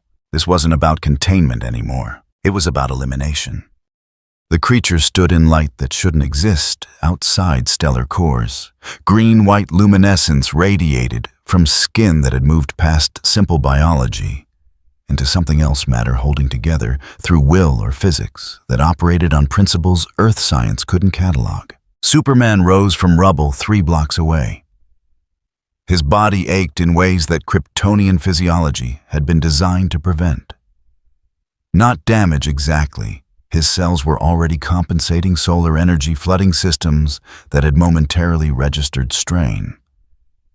But feedback, sensation, the kind of information his nervous system had nearly forgotten how to process. He'd felt this once before. Years ago, fighting Doomsday. The memory carried weight that battle had ended with him dead. Metropolis saved through sacrifice that had seemed noble before resurrection complicated the narrative. This was different. Doomsday had been mindless destruction. Evolution optimized for killing Kryptonians specifically. This thing was mindless destruction optimized for nothing except continuation. It didn't hunt. It responded. Stimulus met with escalation violence, answered with greater violence, a feedback loop that had no off switch. Wonder Woman landed beside him, armor showing stress fractures that glowed faintly from internal enchantments working to maintain integrity. The projectors destroyed, completely.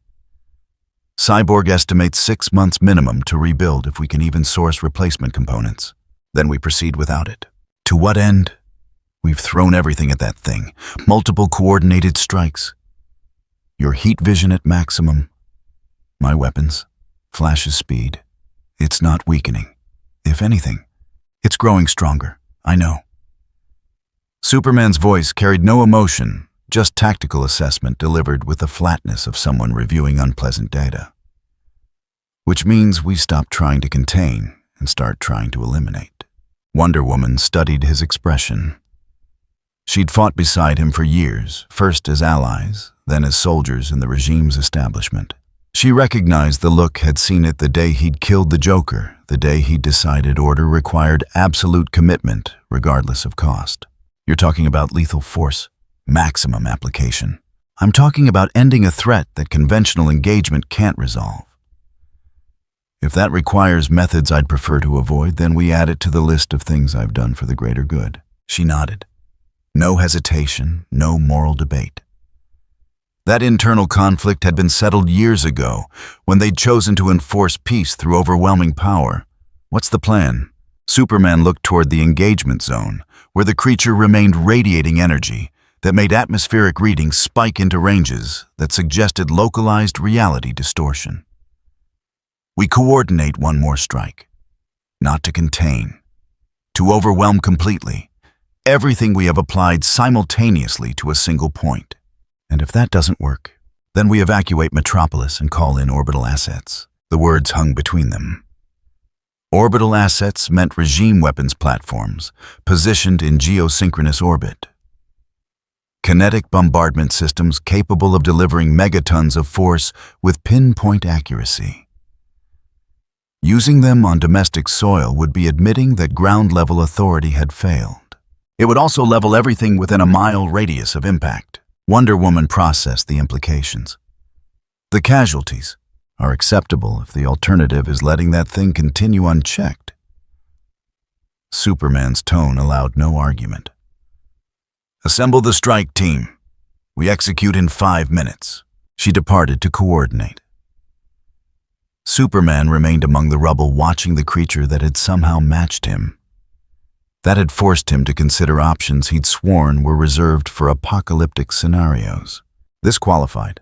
3 miles away, Batman coordinated evacuation from a mobile command unit disguised as a municipal maintenance vehicle.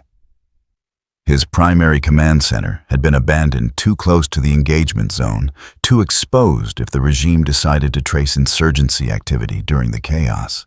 Status reports flooded in from field teams. Medical centers cleared, residential blocks at 87% evacuation. His network of safe houses emptying in coordinated waves that would have been impressive if they weren't born from desperation. Sir, his lieutenant approached with a tablet showing civilian movement patterns. People aren't just evacuating the engagement zone. They're leaving Metropolis entirely. Traffic on all major arteries is backing up. The regime's trying to establish checkpoints, but there's too much volume. Batman studied the data. The exodus wasn't panic exactly, more like collective decision, that remaining in a city where Superman fought something to a standstill was poor risk assessment. How many have left already? Estimates suggest 40,000 in the past hour. Projection models indicate that number will triple in the next 2 hours if the situation doesn't resolve. The situation isn't going to resolve. Batman pulled up regime communication intercepts. They're preparing something, coordinating assets. Whatever comes next will be terminal for something, either the creature or significant portions of Metropolis. Do we warn people? and tell them what that Superman's about to use, force he's been holding in reserve. They're already evacuating. Best thing we can do is make sure our people are clear before. The creature moved, not toward anything specific. Just movement, restless energy, seeking outlet. It walked through the devastated intersection where the Phantom Zone attempt had failed each step, producing small tremors that registered on seismic equipment across the city. Batman's generators in the warehouse district had shut down the lure, no longer necessary once direct engagement had begun. Without that stimulus, the creature's attention wandered. Not aimlessly, but with the focused randomness of something searching for the next source of resistance worth addressing. It turned east, toward the financial district where regime administration buildings clustered in deliberate proximity, where thousands of bureaucrats maintained the machinery of order through documentation and enforcement, where the regime couldn't allow it to proceed without response. Superman intercepted before it covered 50 yards. No warning this time, no attempt at communication. He simply struck with everything, heat vision, physical force, speed that turned atmosphere into a weapon. Wonder Woman came in from the flank weapons, finding gaps in defensive positioning. Flash delivered kinetic impacts from angles that made tracking impossible. The creature responded with that same mindless escalation. Met heat vision with energy discharge. Matched physical force with violence that suggested its biology existed specifically to answer this kind of combat. Tracked Flash's movements through senses that operated faster than conventional perception. They fought for 2 minutes. Then 3. The street beneath them disintegrated into component molecules. Buildings on either side showed damage that would require demolition rather than repair. Emergency response teams that had been maintaining perimeter pulled back another 2 blocks because the safe distance kept expanding. At the 3-minute mark, Superman made the signal. Wonder Woman's lasso came out. Not the lasso of truth, but the backup weapon she'd commissioned from Hephaestus, when truth became less important than binding. Flash accelerated to speeds that made his previous efforts look casual, building kinetic energy through repeated orbital passes around the engagement zone. Superman drove the creature into the ground with force calculated to create maximum restraint opportunity. The impact cratered pavement down to bedrock, momentarily pinning the creature through sheer momentum transfer. Wonder Woman's lasso wrapped around arms and torso, God-forged metal holding with strength that had bound titans. Flash released his accumulated kinetic energy in a focused burst that pressed the creature further into the crater. For 1 second, one perfect moment of coordination, the creature was completely restrained. Superman's eyes glowed red. Not the standard heat vision. Deeper output. Temperature climbing past anything he'd used in previous engagements. The kind of thermal energy that could vaporize tungsten, that made fusion reactions look cold by comparison. He fired directly into the creature's center mass. The beam carved into flesh that shouldn't withstand such temperatures. For half a second, it looked like it might work. The creature's energy output flickered, luminescence dimming, as biology struggled to compensate for damage being inflicted faster than healing could process. Then the creature smiled. Not the anticipatory expression it had shown before. Something else. Recognition that pain existed, followed immediately by the realization that pain could be fuel. The luminescence didn't just return, it surged. Energy output spiked past previous maximums, climbing into ranges that made Batman's remote sensors flatline from overload. The lasso snapped. God-forged metal that had held divine beings simply gave up against forces it wasn't designed to contain. Flash's kinetic restraint became irrelevant as the creature stood despite pressure that should have kept it prone. Superman's heat vision cut off not by choice, but because continuing would risk permanent damage to his own optical systems. Even Kryptonian biology had limits. The creature exploded upward out of the crater. In his pocket realm, Ares tasted the escalation and felt strength flowing back into his withered form. This was beyond simple conflict now. This was 3 beings who represented absolute power. meeting something that operated on principles where power itself became meaningless. He didn't need to do anything else. The momentum had become self-sustaining.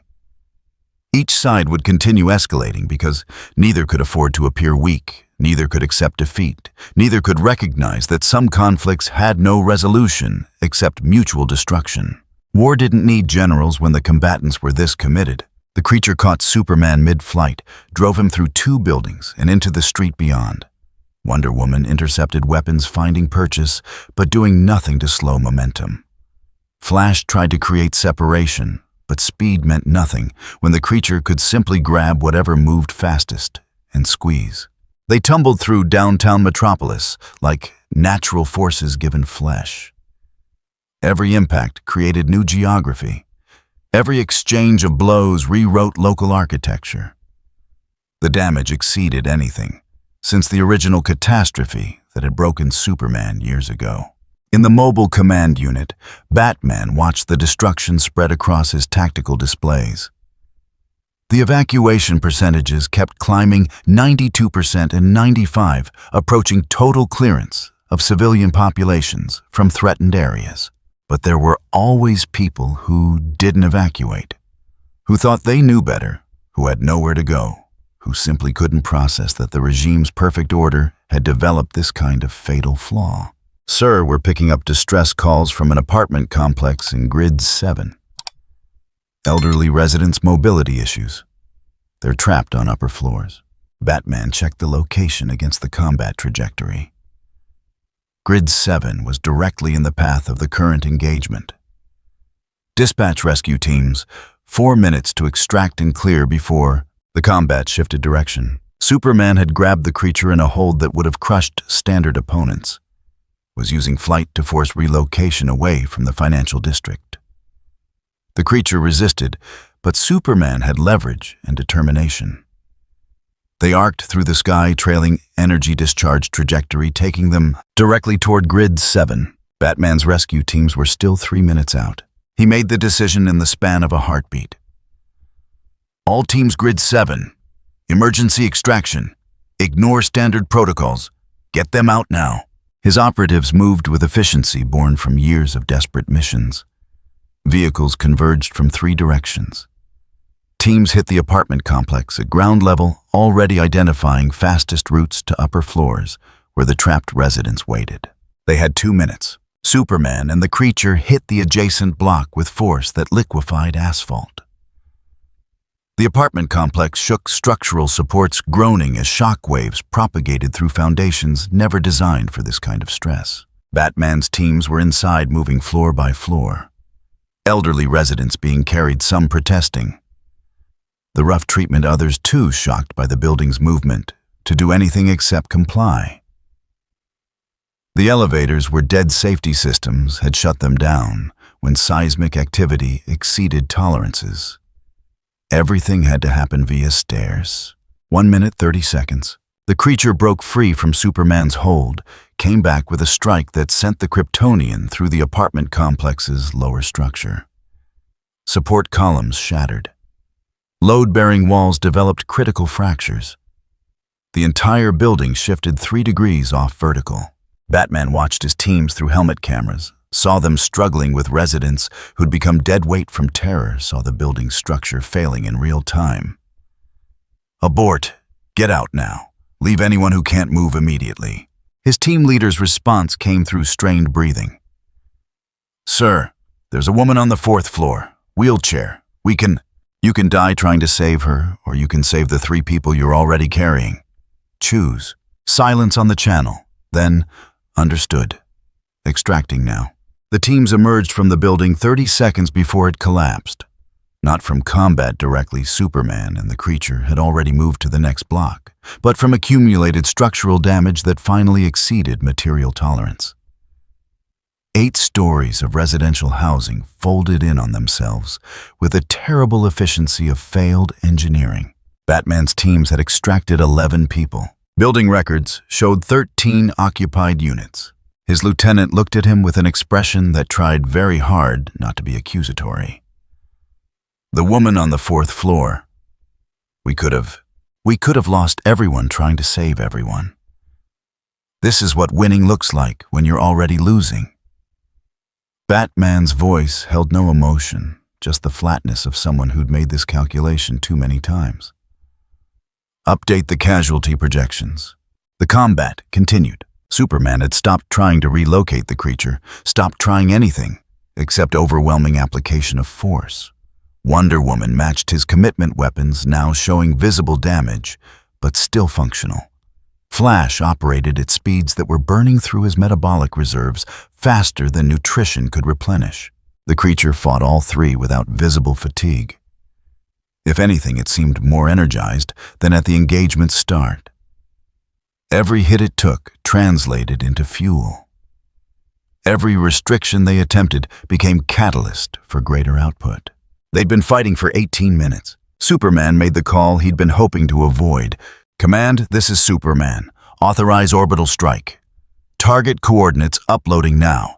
Evacuation radius 10 miles. Execute in 60 seconds. The Regime Command Center received the order with professional efficiency. Orbital platforms began alignment sequences. Kinetic bombardment systems that had been positioned specifically for this kind of scenario activated targeting protocols. 10 miles. Everything within that radius would need to be clear in 60 seconds, or accept that they'd become acceptable casualties. The evacuation order broadcast on all channels. Emergency services scrambled for vehicles. Civilians who'd thought they were at safe distance suddenly realized distance was relative when orbital weapons entered the equation. Batman heard the broadcast and ran new calculations. His teams couldn't clear 10 miles in 60 seconds. Half that, maybe.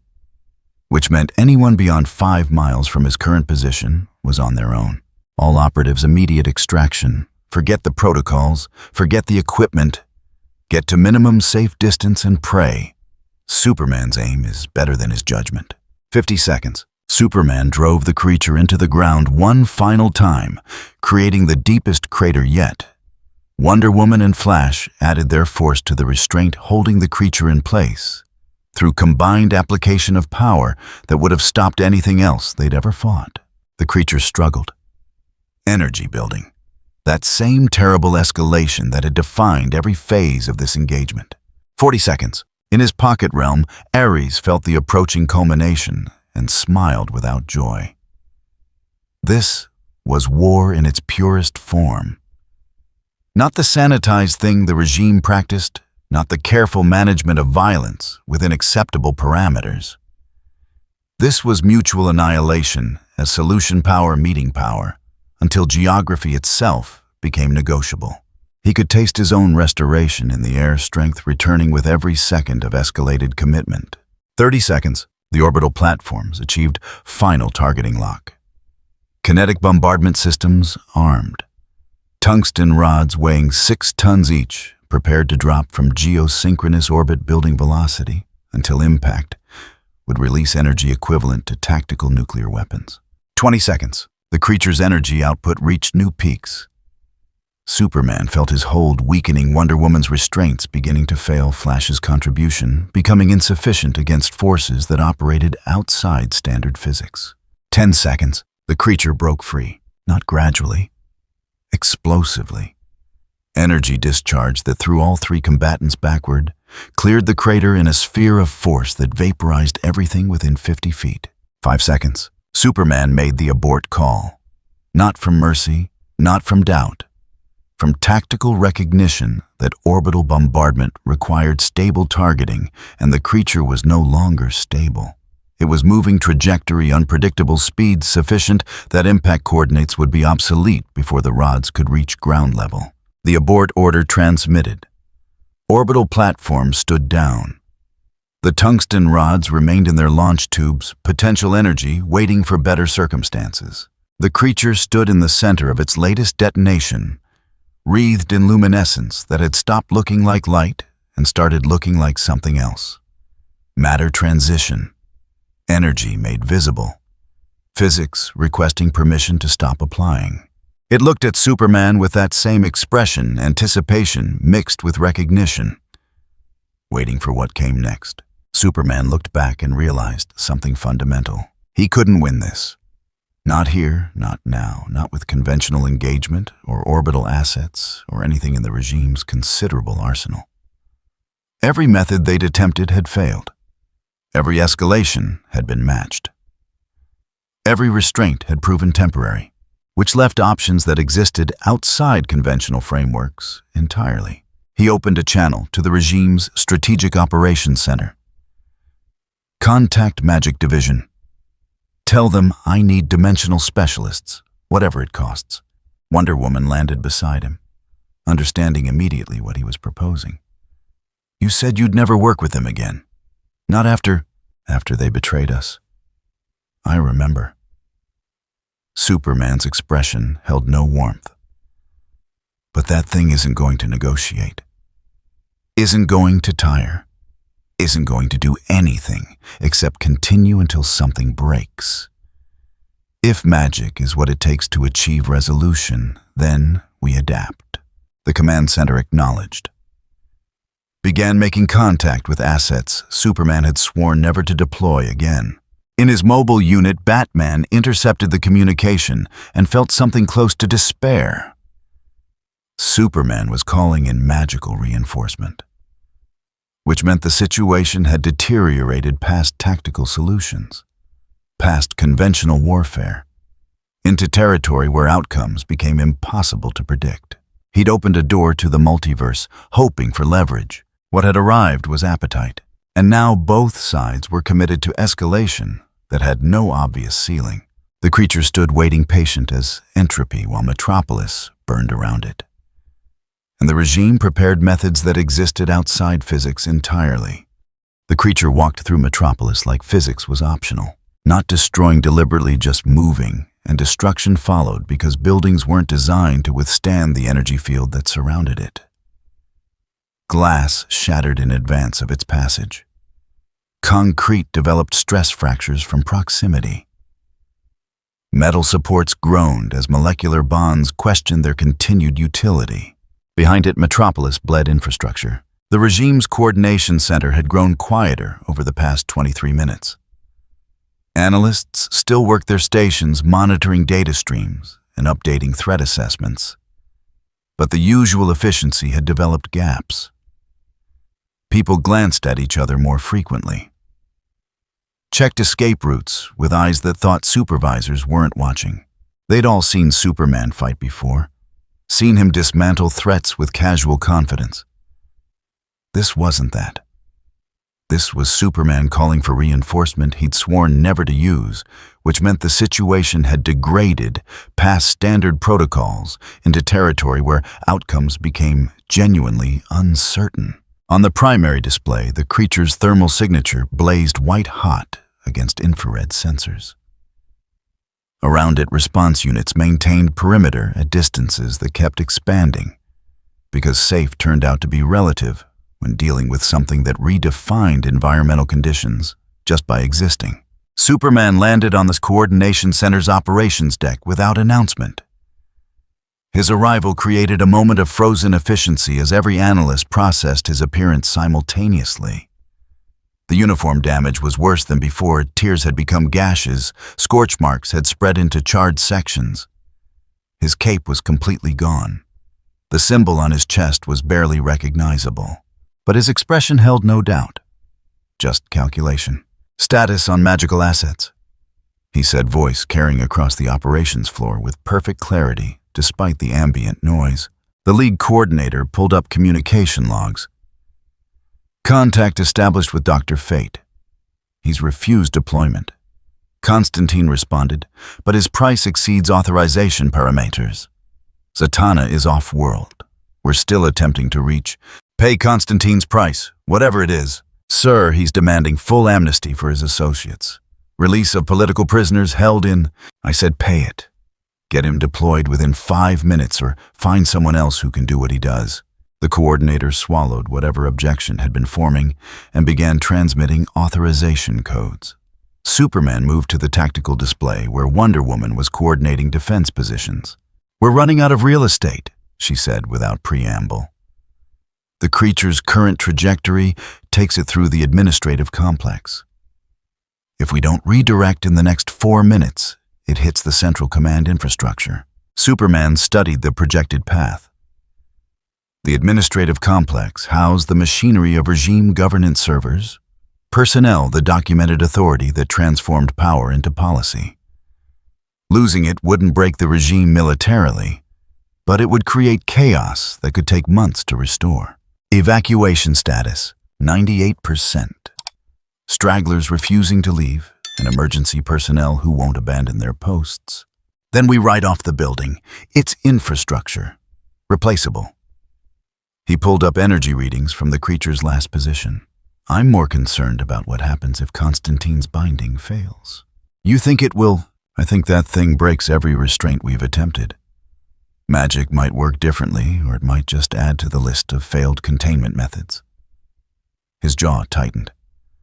But it's the only option left that doesn't involve abandoning Metropolis entirely.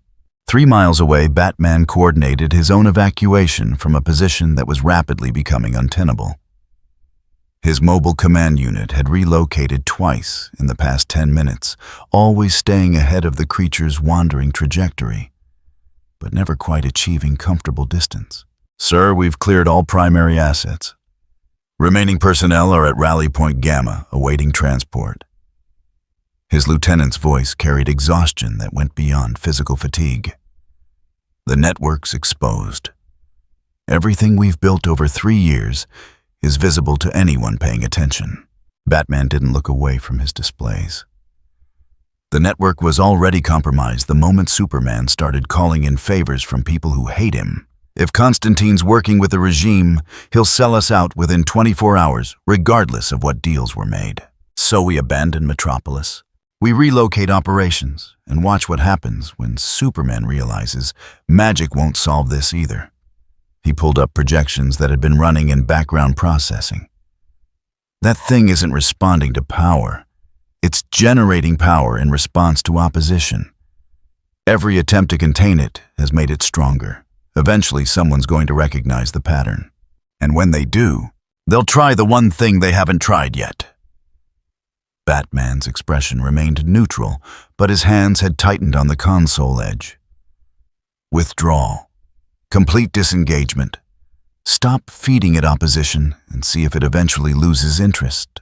That would mean abandoning Metropolis to whatever it decides to do. Yes, it would. He began shutting down systems in preparation for final relocation. Which is why Superman won't consider it until every other option has failed catastrophically. His entire authority structure is built on the promise that he'll always protect them. Admitting he can't would break something fundamental. The creature reached the administrative complex 4 minutes ahead of projected timeline. It didn't attack the building, just walked toward it with that same inexorable pace. And the structure began failing from proximity. Windows imploded. Support columns developed fractures that propagated at speeds the structural engineers hadn't predicted. Emergency systems triggered evacuation protocols that were already too late for anyone still inside. Superman intercepted before it could enter the main building. No coordination this time, no team tactics. Just direct engagement buying time for magical reinforcement to arrive. They collided in the plaza outside the complex. The impact vaporized decorative fountains and turned the courtyard into a new crater. Superman drove the creature backward through sheer momentum, keeping it away from the building's foundation. The creature responded with mindless escalation. Strikes that would have pulverized mountains, connected with Kryptonian biology that was showing actual wear. Superman felt ribs crack, not break. His physiology was too resilient for complete failure. But stress fractures forming in bone that hadn't shown damage in years. He ignored the pain. Had learned decades ago that acknowledging injury during combat was invitation for worse. Kept fighting with calculated precision that came from experience facing opponents who could actually hurt him. Constantine arrived in a cloud of sulfur and bad attitude. The magician appeared at the plaza's edge, trench coat, somehow remaining clean despite materializing through dimensional shortcuts that left residue on everything else. He took one look at the creature, at Superman's visible damage, at the devastation spreading across downtown Metropolis, and lit a cigarette with hands that showed no tremor. "Bloody hell," he said conversationally. "You've really stepped in it this time, haven't you?" Wonder Woman landed beside him, weapons ready despite recognizing he was theoretically allied for this operation. "Can you bind it or not?" Constantine studied the creature with eyes that saw more than visible spectrum. "Bind it, love, I can try. But that thing's not operating on principles that care much about magical frameworks. It's..." He paused, searching for terminology. "Raw, unprocessed. Like someone took violence and gave it a body, without bothering with the bits that make consciousness interesting. Can you bind it? For your negotiated price, I can bloody well try." He pulled items from coat pockets that shouldn't fit, chalk that glowed with colors the spectrum didn't include, crystals that hummed at frequencies below human hearing. A vial of something that moved like liquid, but reflected light like gas. "Keep it occupied for 90 seconds. I need to set up the binding circle." Superman drove the creature away from Constantine's position, accepting hits that would have killed baseline humans just to maintain separation. Wonder Woman flanked weapons, finding angles that at least forced defensive responses. Flash had burned through his reserves and was operating on borrowed metabolism, but still managed strikes fast enough to register. 90 seconds felt like significantly longer. Constantine worked with practiced efficiency, drawing symbols that hurt to look at, directly arranging components in geometric patterns that made spatial relations negotiable. The binding circle took shape not visible to normal perception, but present in ways that made reality uncomfortable. "Done," he called out. "Get it inside the circle and I'll seal it. Just need 10 seconds of stable positioning." Superman and Wonder Woman exchanged glances that communicated volumes without words. They'd attempted stable positioning multiple times. It never held longer than a few seconds before the creature exploded free. But they tried anyway. The next exchange happened with coordinated precision that came from years fighting together. Superman grabbed the creature mid-strike, used momentum to redirect trajectory toward the binding circle. Wonder Woman hit from the opposite angle, driving it forward through combined force application. Flash added velocity from 12 different vectors simultaneously. The creature landed inside Constantine's circle. Constantine spoke words that predated language, activated components that had been waiting for this moment. The binding circle flared into visibility lines of force that wrapped around the creature like chains made from crystallized reality. For 3 seconds it held. The creature looked down at the glowing restraints expression, shifting through recognition to something that might have been curiosity, if curiosity could exist without thought. It pulled against the binding. Gently at first, testing. Constantine felt the resistance and poured more power into the circle, drawing on reserves he'd been accumulating for emergencies exactly like this.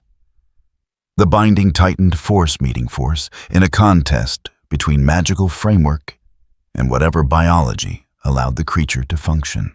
6 seconds. The creature's energy output began climbing. Not explosive, gradual. Steady increase that suggested optimization rather than desperation.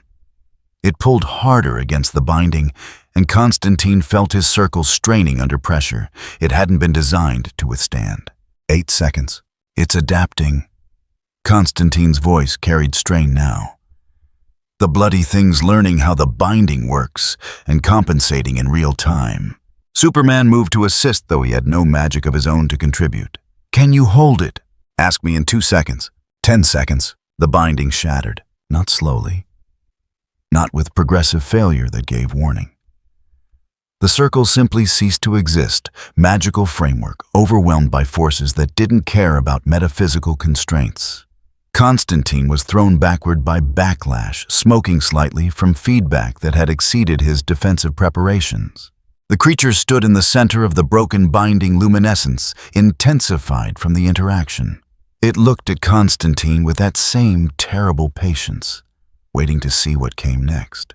Constantine picked himself up, dusted off his coat with hands that definitely trembled now, and delivered his assessment with brutal honesty. Right. So that's not going to work. Whatever that thing is, it exists outside the frameworks that make magic function. I can't bind what doesn't recognize binding as a concept. Superman's expression went colder than Wonder Woman had seen it in months. You're saying magic can't contain it. I'm saying my magic can't. Maybe fate could manage something, or one of the Lords of Order if they felt like intervening. But anything I've got access to, he shook his head. That thing will break it faster than I can build it. It learns, adapts, optimizes for whatever opposition it faces. Then what do you suggest? Constantine lit another cigarette, hands still shaking. Honestly, Run, evacuate Metropolis completely and hope it gets bored when there's nothing left to fight. Because trying to contain pure violence with anything except more violence just makes it stronger. He vanished in another cloud of sulfur before Superman could respond. Dimensional transit away from a situation that exceeded his negotiated price, regardless of what amnesty had been promised. Wonder Woman looked at the wreckage around them. The administrative complex was a total loss. Constantine's binding attempt had been close enough that residual backlash had finished what proximity damage started. The creature stood among ruins that represented years of regime infrastructure and showed no signs of fatigue or damage accumulation. Constantine's right, she said quietly. Every method we've attempted has failed. Conventional force, orbital weapons, dimensional banishment, magical binding. All of it just makes it stronger. Superman didn't answer immediately. His mind ran through options with mechanical efficiency, discarding each as it failed basic viability tests. They'd thrown everything at this thing. Everything the regime possessed, every alliance they could leverage, every weapon in their considerable arsenal.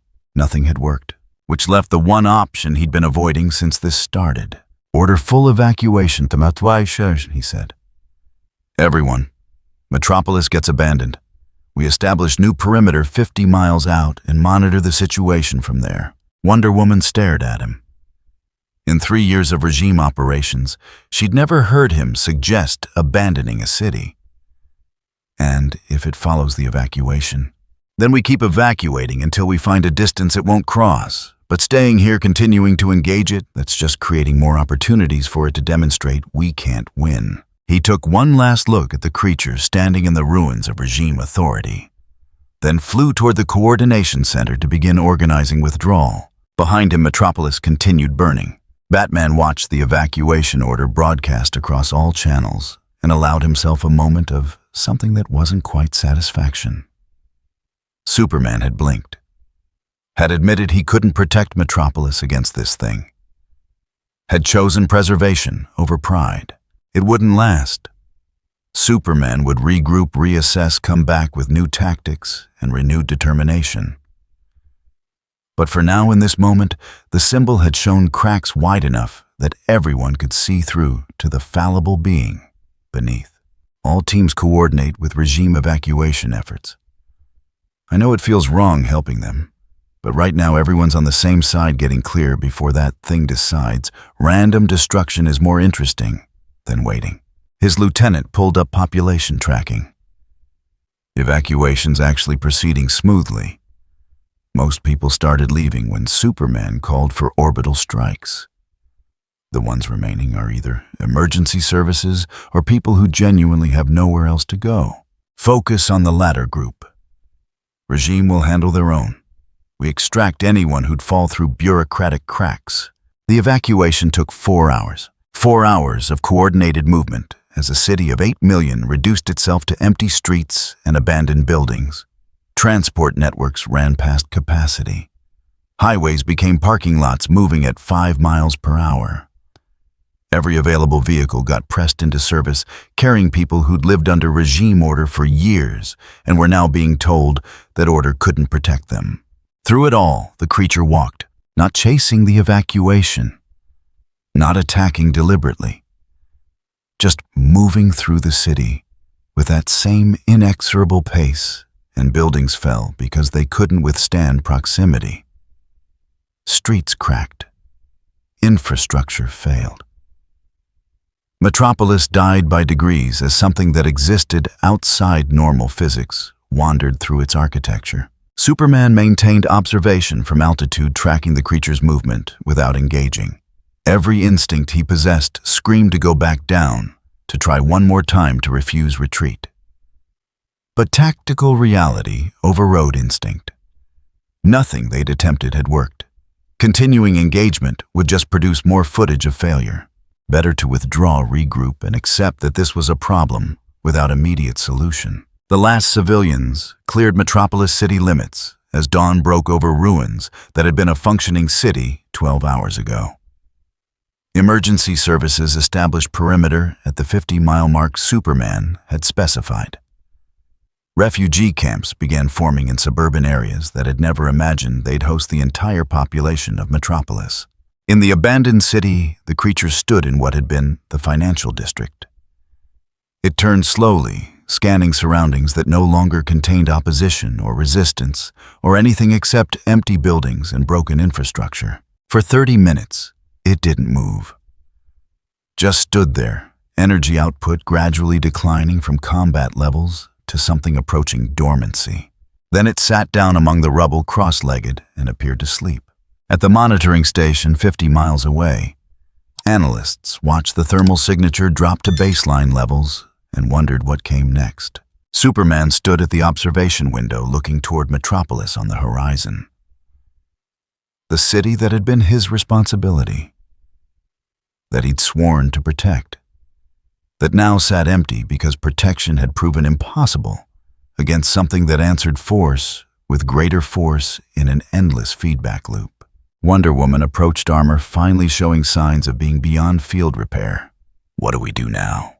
We wait, monitor, see if it stays dormant when there's nothing to fight. His voice carried no emotion, just tactical assessment. And we prepare for the possibility that Metropolis is a permanent loss. The people will need answers, explanations for why we couldn't protect them. The people will get order maintained in their new locations. That's the only answer that matters. He turned from the window. Deploy resources to the refugee camps, establish administration, show them that the regime still functions, even if one city had to be sacrificed. She nodded and departed to coordinate. Superman remained at the window watching smoke rise from Metropolis on the horizon.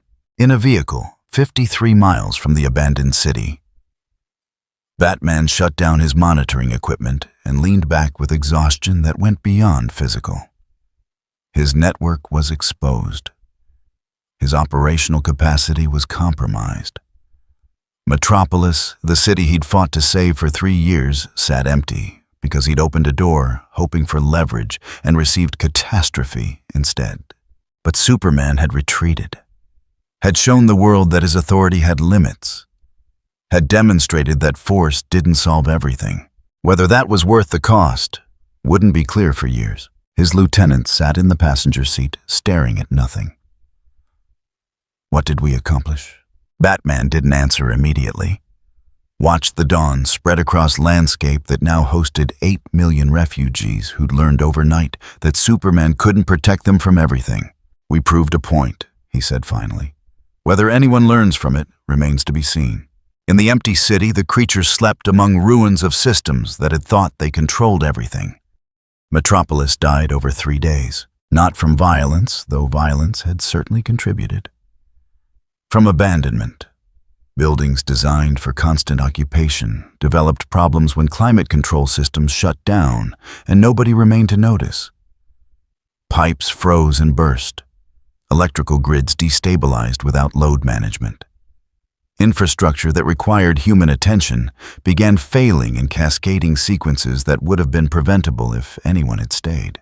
The thing that had arrived through Batman's dimensional breach remained in the financial district. Satellite surveillance confirmed it hadn't moved more than a few blocks in 72 hours.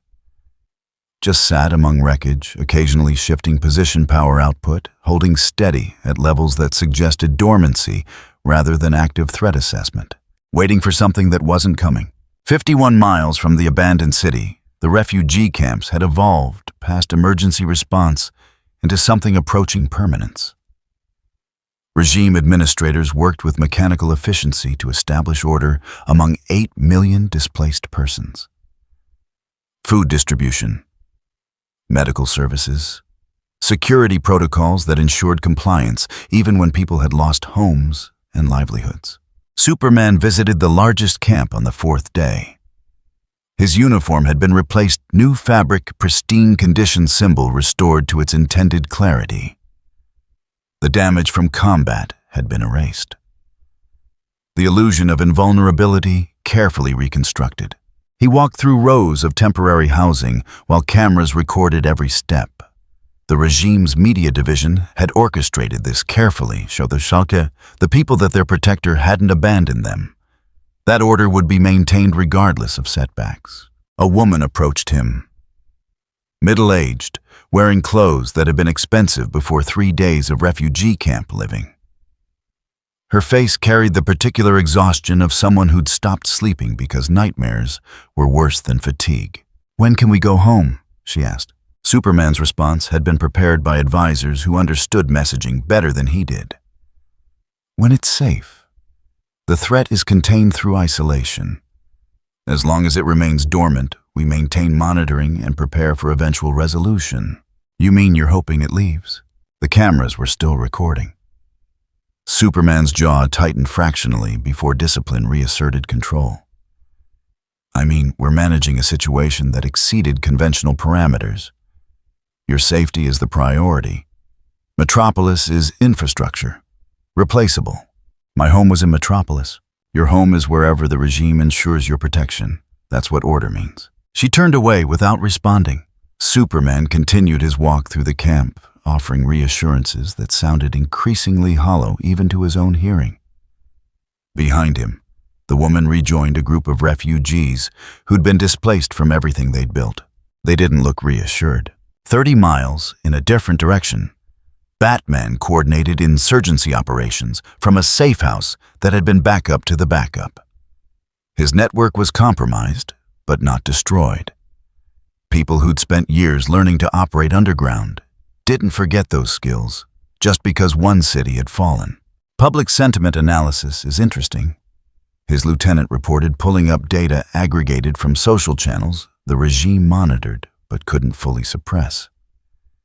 People aren't blaming that thing for Metropolis. They're blaming Superman for not stopping it. Batman reviewed the sentiment curves. Fear was expected.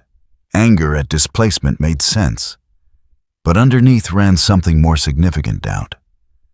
Questions about whether the regime's promises of absolute protection had ever been realistic. "It's not enough," he said.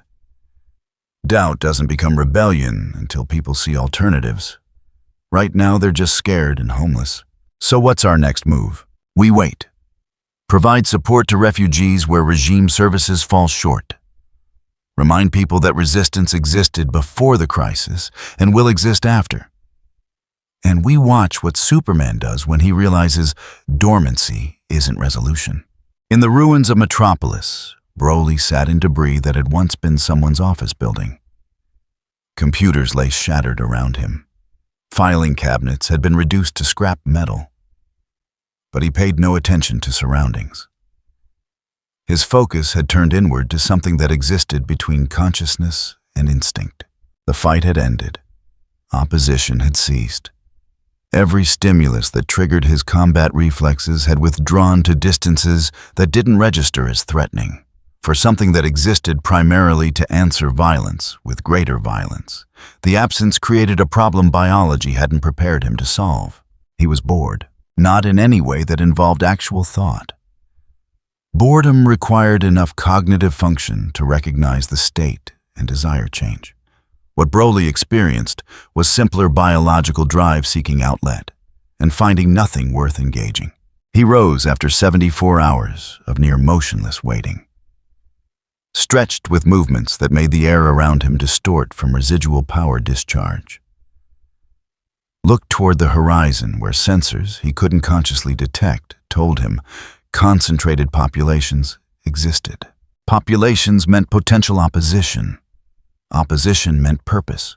He took one step in that direction, then stopped. Something else had entered his limited awareness. Not through sight or sound or conventional senses, but through the part of him that tracked power signatures across distances. Someone approaching. Someone who radiated the particular quality that made Broly's biology recognize worthwhile challenge. He turned back toward the city center and waited. Ares manifested in the ruins, with theatrical timing that came from millennia of dramatic entrances. His armor had brightened considerably over the past days. The withered appearance had filled out power returning to flesh that had been starved for years. War didn't care who won. It only required commitment, and the fight between Superman and Broly had been nothing if not committed. He'd fed well, grown strong, and now came to survey what his manipulations had produced. Broly's head tracked the god's arrival. Recognition flickered across features that rarely acknowledged anything except combat stimuli. Not understanding Broly didn't operate on levels where gods and mortals were distinguishable concepts.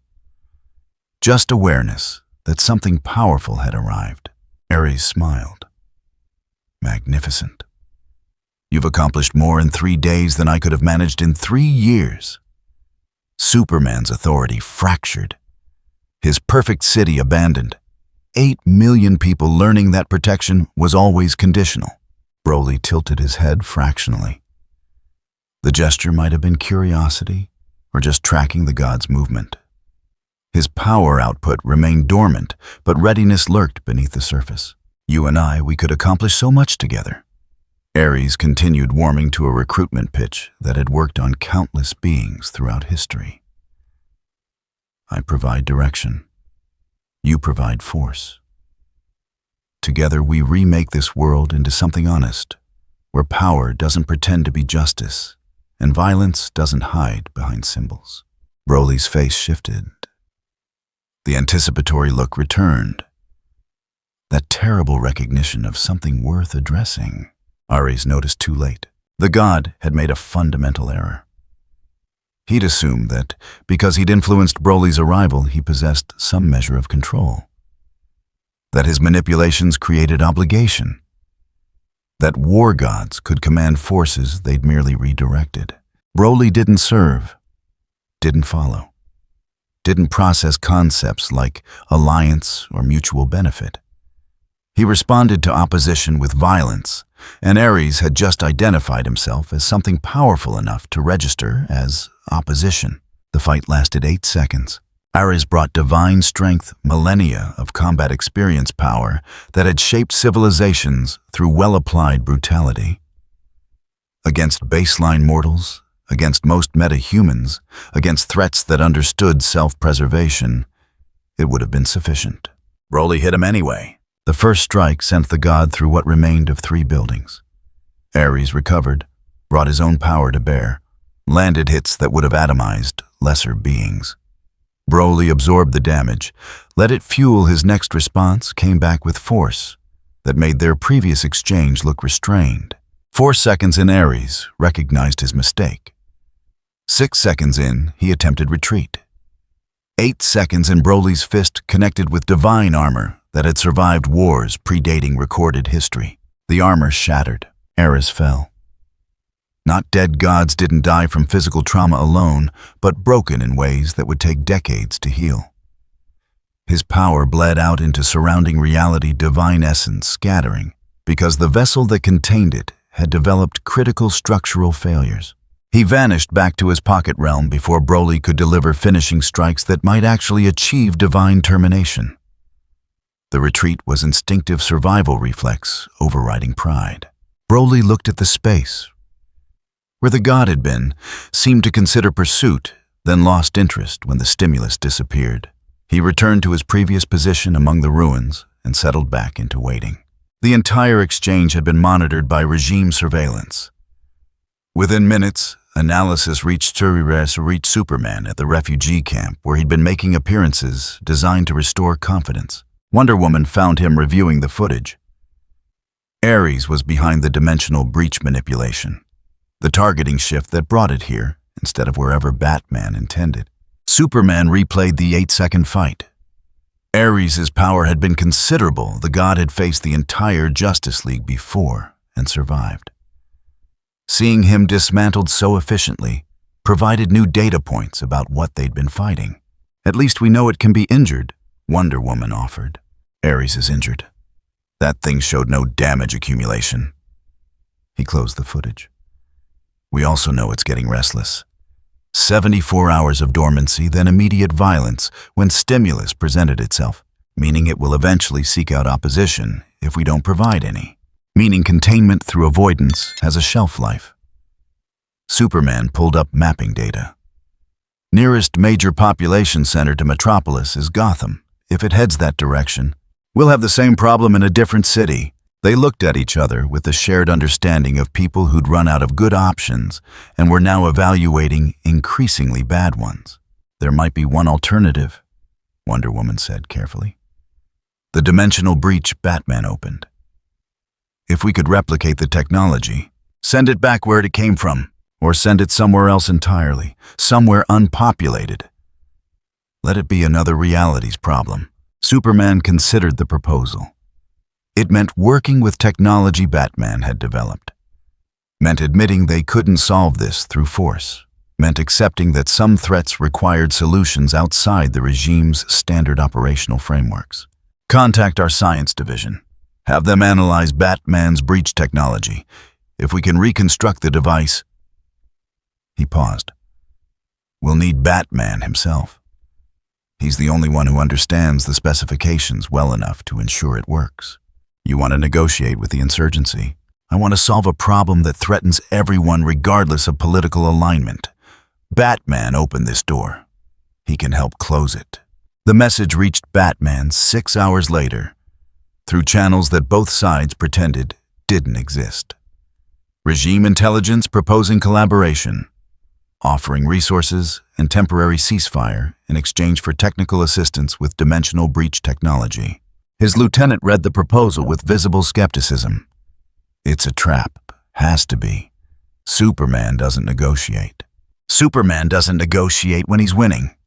Batman reviewed technical specifications. The regime had included their analysis of his breach device, impressive in its thoroughness.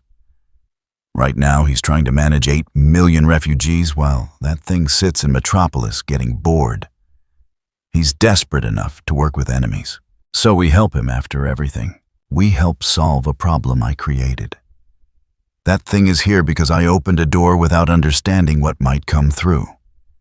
If there's a way to send it somewhere that isn't populated Earth, that's the responsible option. Even if it means cooperating with the regime, especially then. Because refusing out of principle while people remain displaced would make me exactly what Superman claims, someone who values ideology over practical solutions. He transmitted acceptance. Terms were negotiated. Within 48 hours, a joint team assembled in a facility that both sides could access without compromising their respective security. The work took 3 weeks. Batman provided specifications. Regime engineers contributed resources and manufacturing capacity.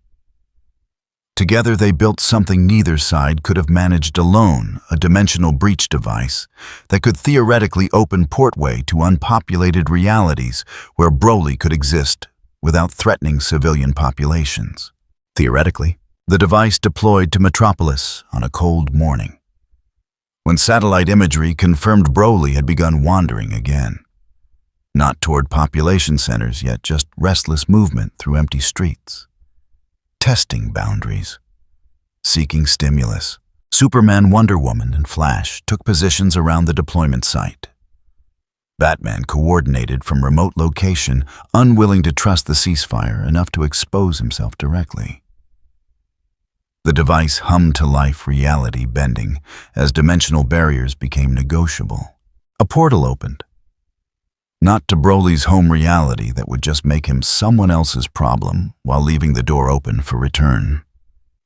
Instead to a barren dimension, empty space. Somewhere he could exist without collateral damage. Now they just needed him to enter voluntarily. Superman provided the lure. Flew into Metropolis, made himself visible, radiated power signature that Broly's senses couldn't ignore. The response was immediate. Broly's head snapped toward the stimulus recognition flooding through limited consciousness. Opposition, purpose, reason to move. He launched toward Superman with speed that made previous displays look restrained. Superman led him on a precise trajectory, staying just ahead, pulling Broly toward the portal location through calculated retreat. They reached the portal. Superman dodged aside at the last possible second.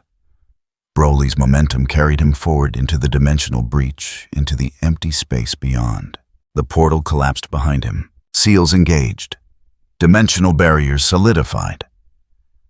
The breach closed with finality that suggested reopening would require starting from scratch. Metropolis fell silent. Superman landed near the device, monitoring readings that confirmed successful transit. Broly was gone. Removed to a reality where his existence wouldn't threaten anyone, Wonder Woman approached relief visible despite professional composure. It worked. This time. Superman looked toward the ruined city. Metropolis is still lost. The people are still displaced. We remove the immediate threat, but the damage remains. We rebuild. Show them the regime can recover from setbacks.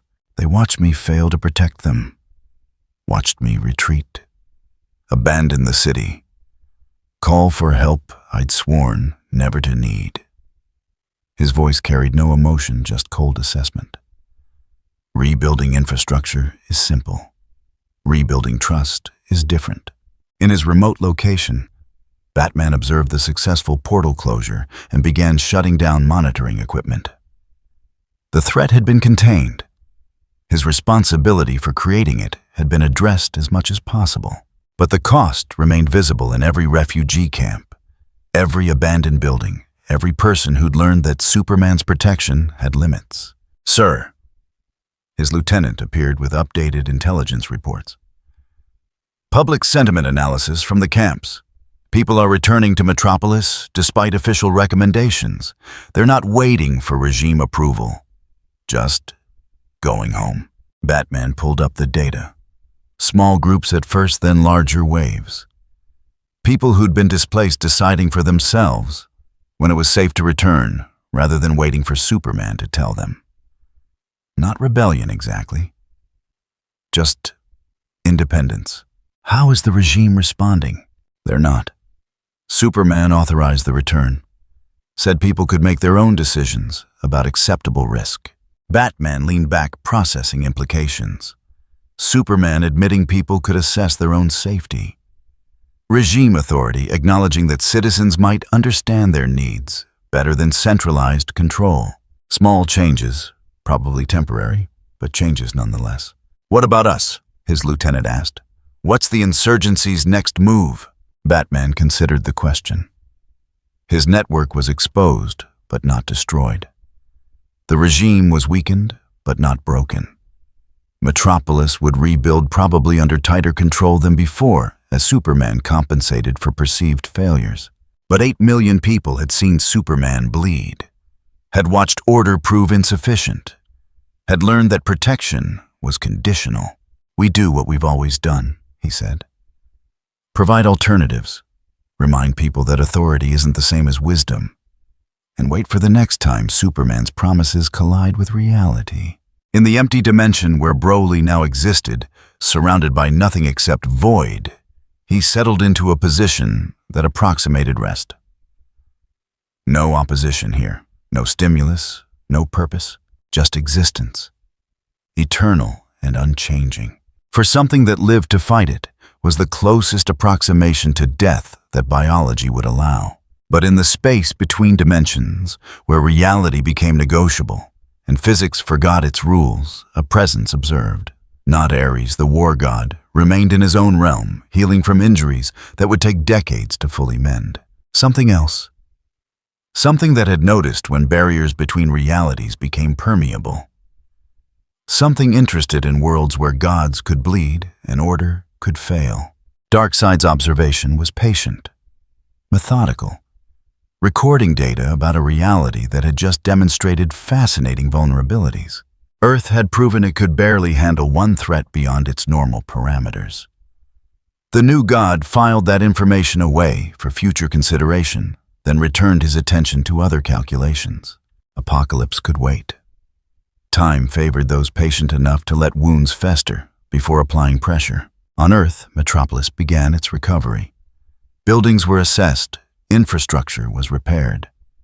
People returned to homes that had survived or started rebuilding what hadn't. The regime reasserted control with efficiency that came from years of practice.